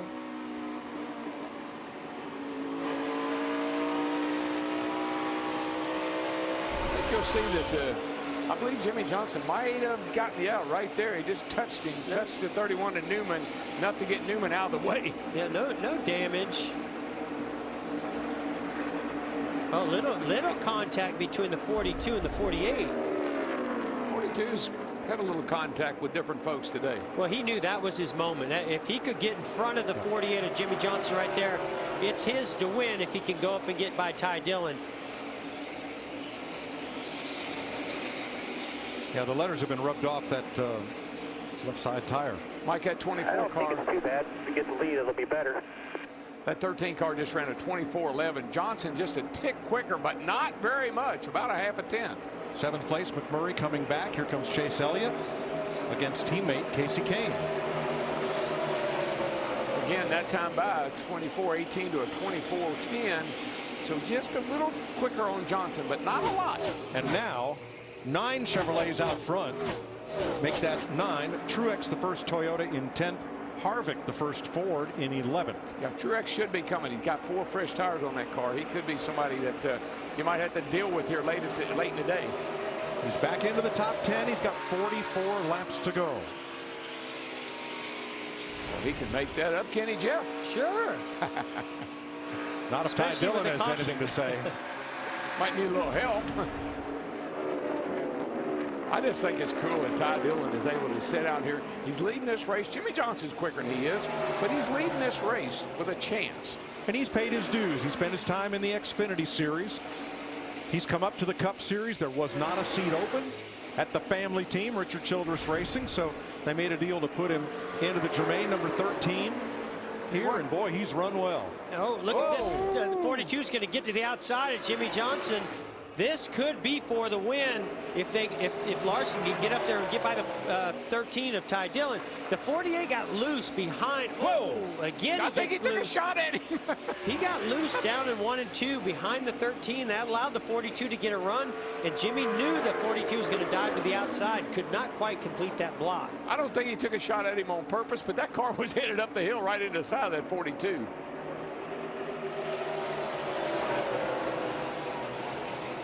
I know every time Ty Dillon looks in his mirror, he sees this battle happening between the 42 and the 48, and he's loving it, but he's not loving what he's seeing now. No, he's not looking in his mirror. He's looking at that scoreboard. How many more laps? And Kyle Busch has come to pit road. With 41 to go, he'll lose at least 1, maybe 2 laps with this stop. Now, here's some Jimmie Johnson audio. All right, man, let's settle in here. Let's settle in. That's the worst you can tell me right now. Man, Larson is there. Oh, yeah. How does he make this pass happen? Oh, he kind of faked to the low side and then goes to the high side. Yeah, he's going to drive around the outside. And Kyle Larson, the new leader. He's led 199 laps next time around. He would have had a set left. Yeah. Yeah. Well, we know Jimmie Johnson's car has been a little bit better on the longer run, and we've got 40 laps to go here, so this thing isn't over by any means.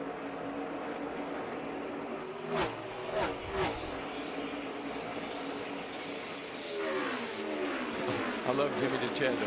That's what I need to hear right now. Some drivers like to be talked to. Some drivers like to be encouraged. Some drivers just want to be left alone. Well, Jimmy says he likes to be coached, and Chad's a great coach. I think Jimmie Johnson with 10 wins here, he knows what to do. You saw how hard Kyle Larson's pushing right there. He came through turn 4 completely sideways. That is exactly what Jimmie Johnson wants to see. He wants to see him pushing, making mistakes, so he can just reel him in. I think Kyle Larson knows Jimmie Johnson's better than he is on the long run, and we still got a long way to go. Yeah, Johnson's closing back up right now. It looks like Jimmy's about a 10th, maybe 2. Let's see what he is this lap by. Well, this is one of those tracks, if Larson runs hard on that right rear tire, you can easily build up the air pressure, build up the heat, and the car will go away. If he settles in right now, he can get it to come back to him if he doesn't push too hard. 10th difference that time by a 38 to a 27. So Johnson is a 10th quicker. Eric Jones got the free pass in the last caution, trying to pass Casey Kane for 12th place. And the last time we had a longer run, you know, Jimmie Johnson really, he got looser as the run went on, and it almost seemed like the 42 of Kyle Larson got better. curious to see what happens on this run. You look at the 48 moving around, going to the top side, trying to find something. He's going to get that momentum run off the corner. It really worked good for him earlier. All right, Matt can update us on why Kyle Busch came in. For several laps, Kyle felt a vibration in the back of the race car. It was not getting any better. Adam Stevens said simply, if you think it's too bad, bring it down to us. We don't want to wreck the car. Finally, he gave up the ghost, brought it down, loose left rear. Oh, wow. Watching 8th place here.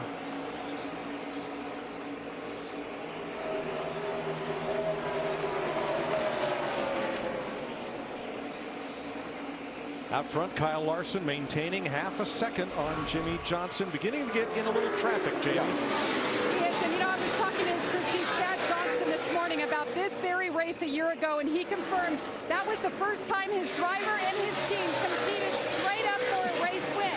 It was heartbreaking to lose it, but a lot has happened in the last year. They're two-time winners, and today their car is just as good. He is dominated, and he's just 32 laps away from perhaps getting redemption. He's led 206 laps, 32 to go, but Johnson is there. Yeah. Now they're going to have to deal with Kyle Busch, who is 2 laps down, but has fresh tires, and he's coming on the leaders. Well, they're also going to have to deal with lap traffic. Lap traffic really affects aerodynamics for that leader as they come up on those slower cars, and maneuvering through that traffic could be the difference of winning and losing this race. Vince? Yeah, they've alerted Jimmie Johnson to the fact that Kyle Busch is coming on fresh tires, but that he is laps down. Chad Knaus just exploring of Jimmie to just stay focused and stay on that 42. As Chad told me earlier today, I don't care about the 10 times we've won before. I came here this weekend to win again, and they are 30 laps away from having a real good shot at it. Yeah, this is, you know, it's frustrating when you're trying to battle for the win and you've got somebody that's 2 laps down, but at the same time, if you're Kyle Busch, you have no choice. You had a problem. You know, if you can get back 1 lap down, that there's a good chance you could get back into this race if the caution falls out. Well, that's allowed Larson to pull away a good bit on Jimmie here, though, with Jimmie having to race Kyle Busch here. I tell you, Jimmie's searching around. He doesn't have, I don't think his car is as good as Larson's at this point, and he's searching around. He's been high, he's been low. He runs his best lap time, Jimmie Johnson does, when he sticks to the bottom. He loses time when he goes to the top.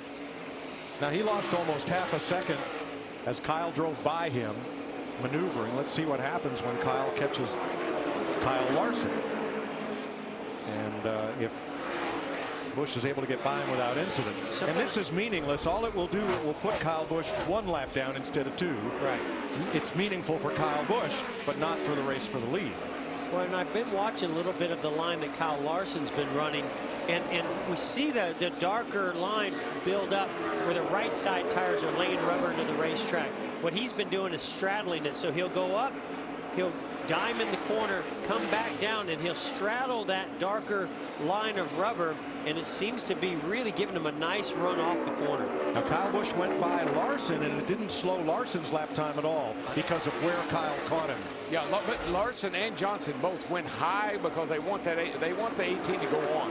They don't want to have to mess with him. So Larson went high and gave the bottom to the 18. The 18 went by. Jimmie closed up a little, but Jimmie's not quite as good as Kyle Larson right now. Well, the good thing for Kyle Larson right now is Kyle Busch will move those lap cars up and out of the way for him. Not intentionally, of course, but running his own race as faster than the leader right now. That'll kind of help make way for Larson. Ty Dillon still third. He's 4 seconds back. Newman 4.6. Earnhardt 4.8. Good battle there. And Austin Dillon still running 6th. And that's a good validation of his win last week. Exactly what I talked to him about earlier today. Just get a good top 10 finish. That's what you want today.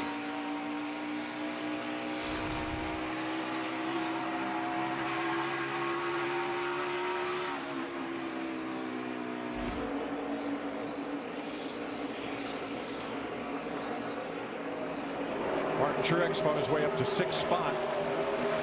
Right now he is as quick as the leaders, but not faster than.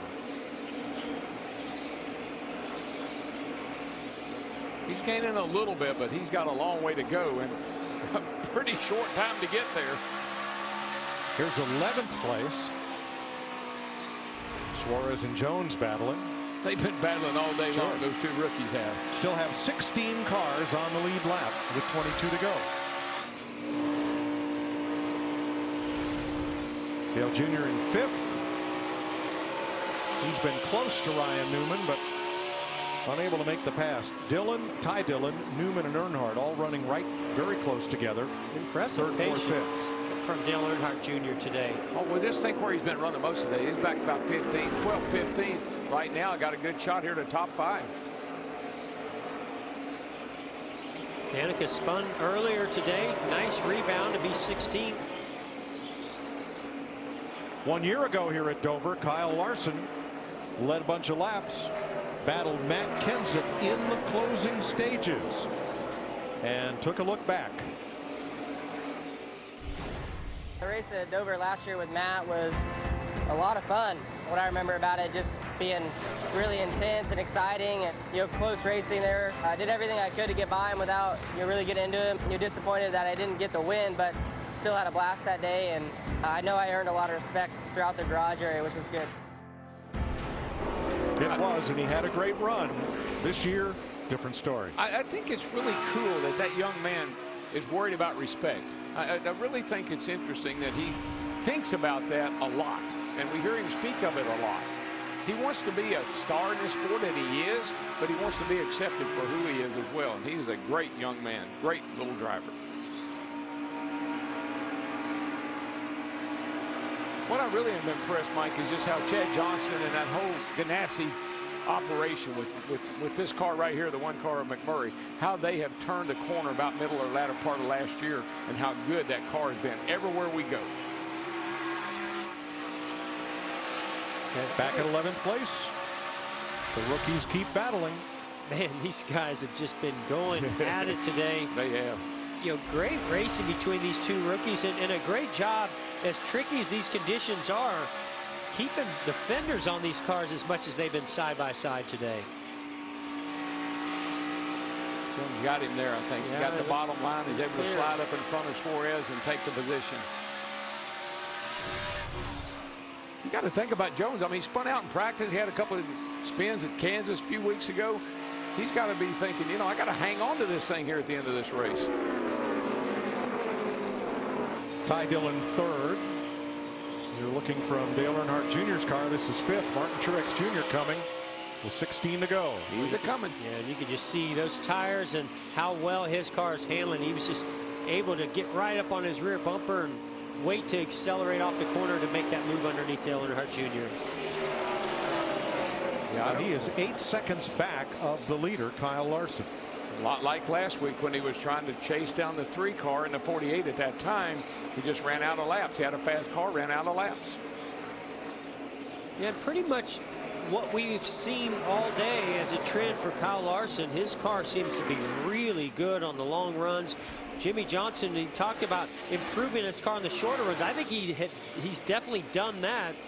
What he needs right now is either another caution to go after Larson, or maybe one of those adjustments that they made just didn't quite get the cars good on the longer run. Yeah, what I see with Larson, Jeff, is the car doesn't have to be perfect.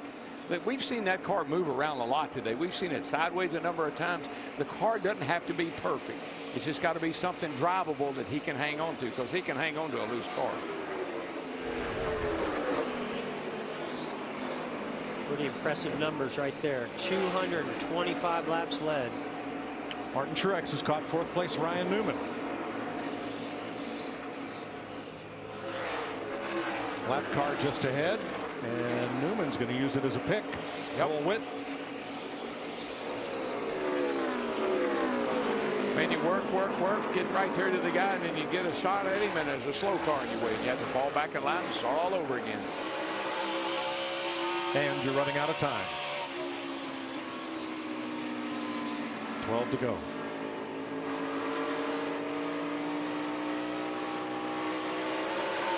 The NHRA from Epping, New Hampshire coming up here on FS1. Right now you'll find it over on FS2 until our race coverage ends here in Dover.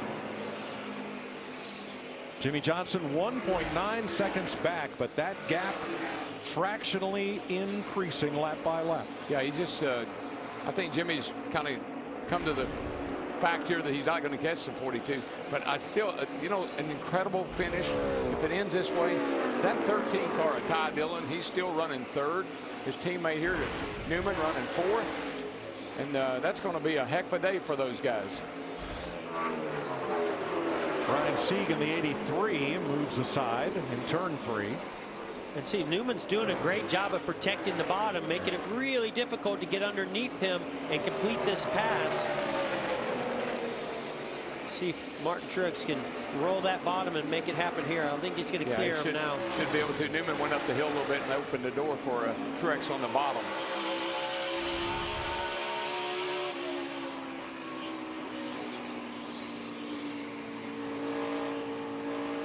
Junior pulling up on the lap car in 6th. McMurray behind him. Then Austin Dillon. Just another really good day for the 88 car. Hung in there all day. You know, got good strategy at the end. Got him in a position where he's going to get a top 10. That's pretty impressive. I think he's going to get a better finish than the car he had most of the day. Yeah, he was back 15th most of the day. Right now, here he is running 6. Well, I think into this top 10, I'm looking at a lot of cars who really need a solid day today to build some momentum on. Chase Elliott, you know, Austin Dillon came off that win. He needs to follow that up. He's going to do that. Ty Dillon, Dale Earnhardt Jr., McMurray. You know, that's the trend I see right now of the top 10. We'll show you the lead. It's pretty big. It's about a straightaway with 6 to go. Yeah, he's just steadily increased the lead. He's just, I think Jimmy's just kind of come to the decision that he's not going to be able to catch him just nice and solid here today on the 48. But remember, Jimmy Johnson started in the back. So he had to work his way to the front. He's been there most of the day. Still a nice finish. And when you think of notches in your belt, and I go back to Kyle Larson, I mean, if he wins this race, if a caution doesn't come out, he doesn't have a problem. If he wins this race, he went up against the best today, and that's in Jimmy Johnson. And oh, by the way, let's start looking for the broom, because this would be a clean sweep for Kyle Larson of both Saturday's Xfinity race and Sunday's Cup race at Dover. And it's redemption for what happened to... Man, 3rd place here. Well, this might be this may not turn out so good for Eric Jones. Caution. Car in the wall, turn 2, and it is David Ragan. Now, who do you think this favors? The 78. And you got Truex in 3rd. Now we've got a race. I think the 78, it benefits him the most because he's got pretty darn good tires. 14th caution flag of the day. Well, things were heating up. First, here's what happened to David Ragan. Ooh, you hear that tire, man, and that is hard lit. Whoa. That's your eye, bud. Oh, yeah. Oh, that was a good one. That's multiple issues for both front row cars. Right front. And now here's Eric Jones going after Kevin Harvick for a top 10 spot. I didn't mean to do that. I'm sorry. Sort of. That's definitely a favor. It might get repaid. I think these guys are pretty happy because they're sitting in the catbird seat. Right back into this thing. Oh, wow. Fire. He didn't just hit with the right front. David Ragan's out of the car. He's okay. Car is not. Guys, we have 16 drivers on the lead lap. We know all the guys up front. Truex has no more tires, but I would say somewhere back there, maybe about 8th or 9th on back, they may come get that last set of tires. Yeah, what do you got to lose? The other good thing for Truex, he'll be starting 3rd. Pit road is open. Dale Earnhardt Jr. leads Jamie McMurray, Austin Dillon, Chase Elliott, Kevin Harvick, and more onto pit road. Now, here's what we heard from Kyle Larson. But I think we've made our bed here. I think we just got to stay out. It's going to be a green light checker. Yep. There you go. Yeah, I saw Chad Johnson. He just dropped his head and said, oh, my. Yeah, boys, I think we're going to overtime. Yeah. Short and sweet from the radio of Kyle Larson. Yep. I think everything is falling right into Truex's hands right here, though. He's going to restart 3rd. He's going to, if he gets a nice restart here, he's going to be on the inside. Could really work out well for him. Now his last pit stop was 18 laps after Larson and 12 laps after Jimmie Johnson. Just enough. Maybe. Just enough to make a little bit of difference. So what do we have, about 7th on back, I think? Came in and took tires. You can see Truex there has the freshest ones. Oh goodness, in section 9, Dale Earnhardt Jr. too fast exiting. And Greg Ives had rolled the dice, went with just right side tires on that 88 car, as well as Chase Elliott, Daniel Suarez in the 19 rights only. Man, and he was sitting there running in 7th place, and that means he will restart 17th.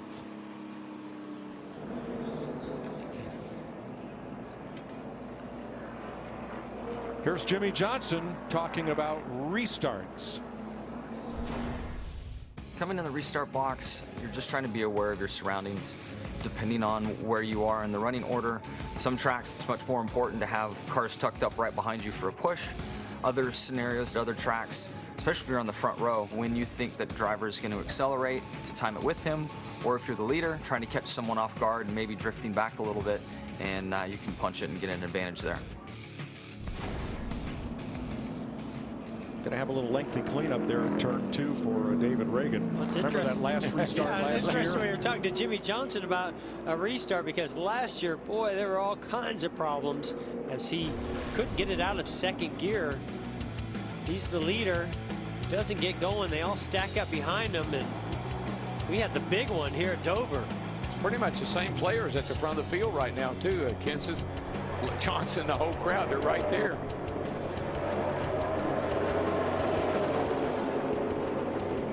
Truex. But, ooh, that was a hard lick for Dale Jr. Mike, one thing about it, when you look at the two guys on the front row there, you know, Johnson and Larson, and you got right behind them Truex and Ty Dillon. This could be really interesting if the front row doesn't get going like they should. That's right. Well, I think there's a very good chance that Jimmie Johnson and Kyle Larson, but especially Jimmie on that inside lane, I'm pretty sure that Larson will take the outside, will spin the tires. And what has Martin Truex Jr. had all day long? A launch. He can take off. Good restarts, yeah. Here's Martin Truex's radio. Like 10 lap better tires, if that means anything. Probably not, but yeah, all those cars we had to pass, I don't know. We'll see, I guess. I was just trying to pump you up. I don't need it, bud. I don't need any help. I'm pumped up. I don't need it. I love it when the driver comes back like that. I don't need any help right now. But the other thing is, remember Johnson caught that caution flag earlier in the race. So things have been going his way, and it might just go his way here on this restart.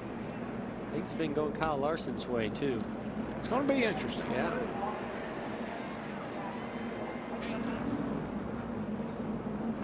Now Kyle Larson, after experience shows, could being on the front row for the restart, is there a downside to that? My restarts are amazing when I'm not on the front row. When I'm on the front row, that's where I tend to get beat and where I need to get better at to win those stages and the overall race. Oh, wow. Great job getting that soundbite, and he's going to have to change that. Here's their radio. Just keep an eye on this 48. He hasn't been racing us real clean. Except for, I'm sure the 78 won't either. So we just get a good restart, get him nice and cleaned off. Yes, sir. Just remember that 42 and the 48 had a little issue. Remember the 78 and the 42 had a little issue. So that's what they're referring to. They may not race us real clean. You could hear that same response on all their radios. I don't know who thinks who's racing one another clean. If I was back at Ryan Newman, Eric Jones, 5th, 6th, Chase Elliott, 7th, I'd be licking my chops right now. This could get big. It could. So we're going to overtime. They'll wave the green flag in the restart zone as usual. And we get one attempt to get a clean restart. If they make it to the overtime line, you see on the graphic that's just about midway down the back straightaway, then the next flag will end the race, whether it's yellow or checkered. And we'll keep trying until we get one. One to go. Now remember early in the race when Martin Truex Jr. and Kyle Larson were racing each other pretty hard right here off into turn 3. Just trying to help a brother out here. right up out of the way. That 78 spun went him on out. by. He got pretty loose. 42 got loose getting into 3. They'll get loose when your rear tires are off the ground. It just happens that way. So here we go with Larson and Johnson on the front row. Kyle takes the outside. Truex and Ty Dillon. Newman and Jones, Elliott, McMurray, Suarez and Dillon, the first 10 of 18 cars on the lead lap. Larson just had to run through Speedy Dry. That's going to get on the tires. He's got to find a way to get that cleaned off. I tell you, you know what some of the drivers told me, Mike? Everybody watches the front row to see what those front. They don't want anybody to beat, want the outside guy to beat the race, the guy that starts the race to the line. That means the guys in the second row can lay back just a little bit, and get a little advantage. Now, because of that oil dry in turn 2, NASCAR has added 1 lap. So we'll get to think about this for another minute. Yeah, and exactly what you're saying, DW, and we heard Kyle Larson talk about. He's a great restarter, but when he's on the front row, here we watch him. Wow, that's they a lot. hadn't quite cleaned that Speedy Dry up. Wow. Yeah, it's when he started rubber and debris and all kinds of things coming off the car there. But when you're the leader, everybody else is trying to anticipate you, and if they can just carry 1 mile per hour or more speed, they have momentum that you don't have. Exactly. What that does is it sort of makes you rush the throttle, and you can spin the tires so much easier by being the leader than others. Now here they come to turn 2. When you come through there at speed with that oil dry up in the top groove, would you rather be on the inside? Or will it matter by the time they come back? I don't think it's going to matter. I don't think it'll matter. Okay. I think it's almost on the straightaway there. Once you get to that point, I think you're good to go. But I do. This is going to be one of those restarts that we may talk about for a long time, lot like the one we saw here last year. 3 of the top 7 drivers, Ty Dillon, Jones, Elliott, looking for their first career Cup win. Here we go with overtime, sponsored by Credit One Bank. Mike, this is anybody's race right now. Don't count anybody in the victory circle just yet.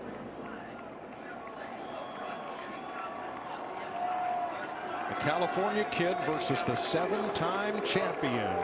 Green flag. Larson did not get the start that he wanted. He's going to have to work hard to get the outside of Jimmy Johnson here. Oh. McMurray 3 wide. Wow, he's sideways. Oh, no.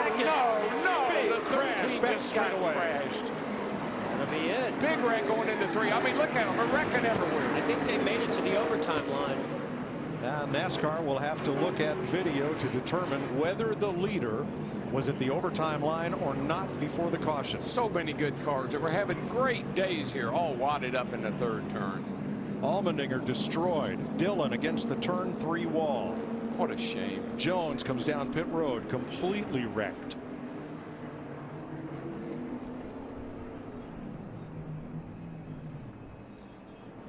Mayhem. Casey Kane. Cars just wadded up. The 77's crippled going down pit road here with the whole nose caved in. All right, let's watch the leader, who is Jimmy Johnson. See the stay drive flying up, but I think it might have affected the 42 car a little bit. I saw him wiggling a little bit there. And there is the overtime line. What do you think? I think he's past it. Definitely. Wow. So under caution, the race leaders will come around to the checkered flag. Cole Witt climbing out. We'll get a total of the cars involved for you. Ty Dillon was able to come across. And Jimmy Johnson will tie Cale Yarborough on Stock Car Racing's all-time win list. Johnson wins his 11th at Dover. And he's got a lot of fans here in Dover because they're all cheering for that. I don't know that anybody saw that coming. I don't think they thought he was going to pull it off today, but he did. I really felt like things were going his way when he stayed out on that one time there in the caution. Got a lot of cars a lap down. It worked out. Look at Chad. Chad, I got this. What I was a little surprised by Larson, I know he's already a little bit hesitant on this restart by being the leader, but he waited so late in the box, in the restart box to take off. I think that only added to his wheel spin. So let's review. They waved the green flag for overtime. And the rule is if the leader gets to the overtime line, which is right at the R in Dover, on the back straightaway, directly opposite start finish there, he's past there, and we're still green. that's the race. The next flag, yellow or checker, ends the race. Yeah, and that wreck was happening, but the caution really didn't come out until they were in turn 3. Watch Ty Dillon. He gets loose, then a little bit of contact between he and his teammate Ryan Newman. Hard contact, 77 and a 13 there. And then it's on. Yep, then he gets into the one, is that McMurray down there? Allmendinger, Bain. Bam. Jimmy Johnson. Where is he? He's in that big haze. Jimmy taking the checkered flag is today's Sunoco fueling victory. And look at some of the drivers that finished in the top 10 behind them. 4th for Newman, 5th for Elliott, 6th for Daniel Suarez. McMurray, Hamlin, Harvick, and Danica Patrick, the top 10. Our 5-hour energy extra strength move of the race is going to be the final restart. So here they come. And look, Larson doesn't take off till so late. He spins the tires just a little bit. That's all it took. Jimmy made up for that restart last year that cost him.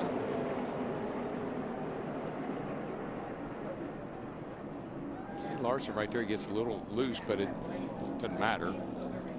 Big impact from the 77 of Eric Just Jones. so many cars all on top of each other.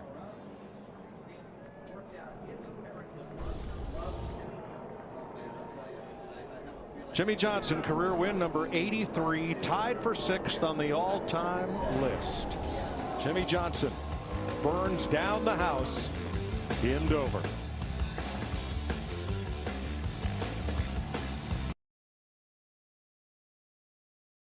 Jimmy Johnson victorious, ties 6th on the all-time victory list in NASCAR history, pointing to the helmet of Cale Yarborough on the pre-race show. He talked about honoring Yarborough and that helmet.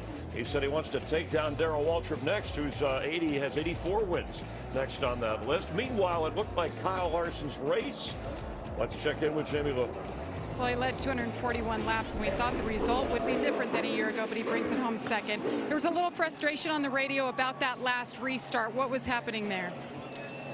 I mean, he did what he had to do to get the best, launch that he did, and we were both playing games a little bit. He just took off better than I did.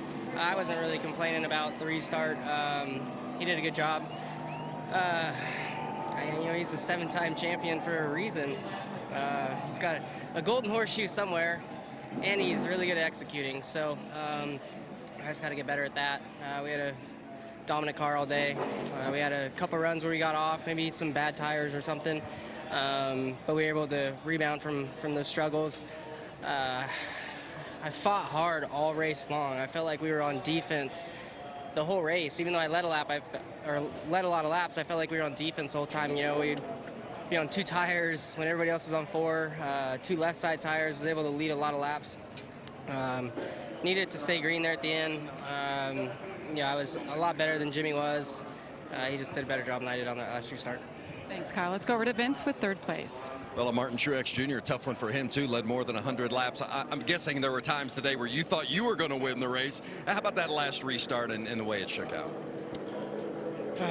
I don't know, we had a good day. We had a good car, and just got caught by that caution, when we pitted and lost our shot at the win. I don't know that we had the best car, but we had a good car for sure. And, the 42, the 48, us, I think we were all, we were all so close. Whoever it seemed like got out front was the best. But all in all, it was a good day. Just not the finish we hoped for, but still, when you're disappointed with a 3rd, it speaks volumes about your team and where you're at and what's going on. So I had a lot of fun out there today. I can't even tell you how challenging this track was with these cars and this aero package and all that. It's I don't have enough fingers and toes to count how many times I almost wrecked by myself. So it was a lot of fun. It was a challenge.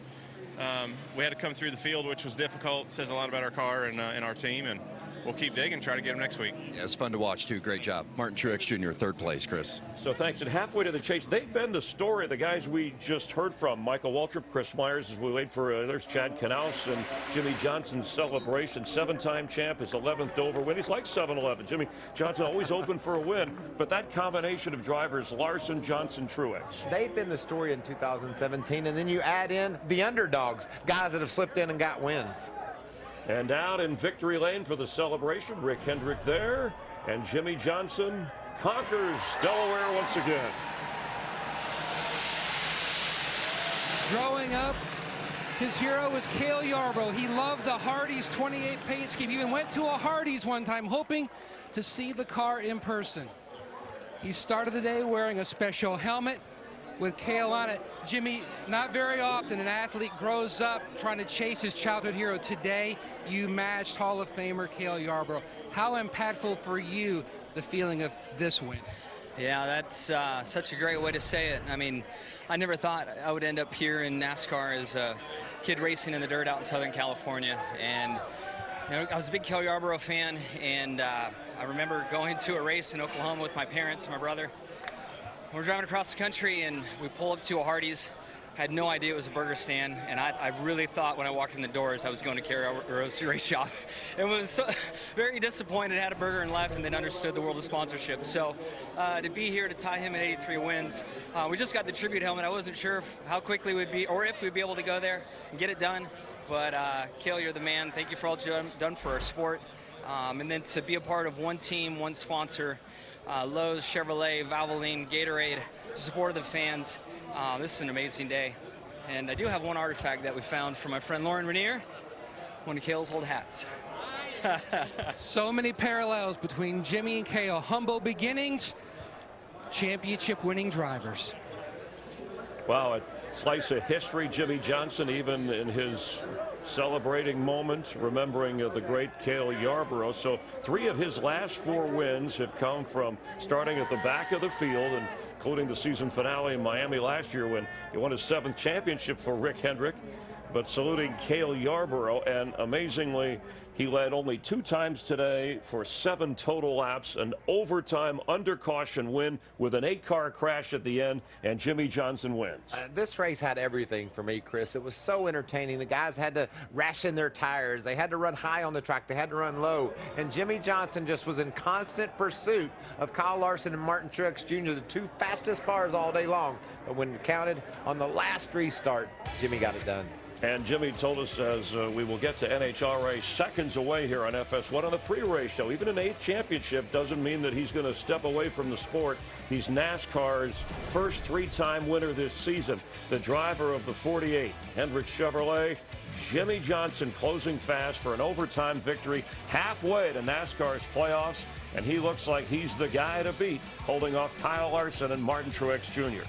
For Michael Waltrip, I'm Chris Myers, our entire crew next Sunday from Pocono on FS1. Straight ahead, NHRA lights up the only quarter-mile drag strip in New England.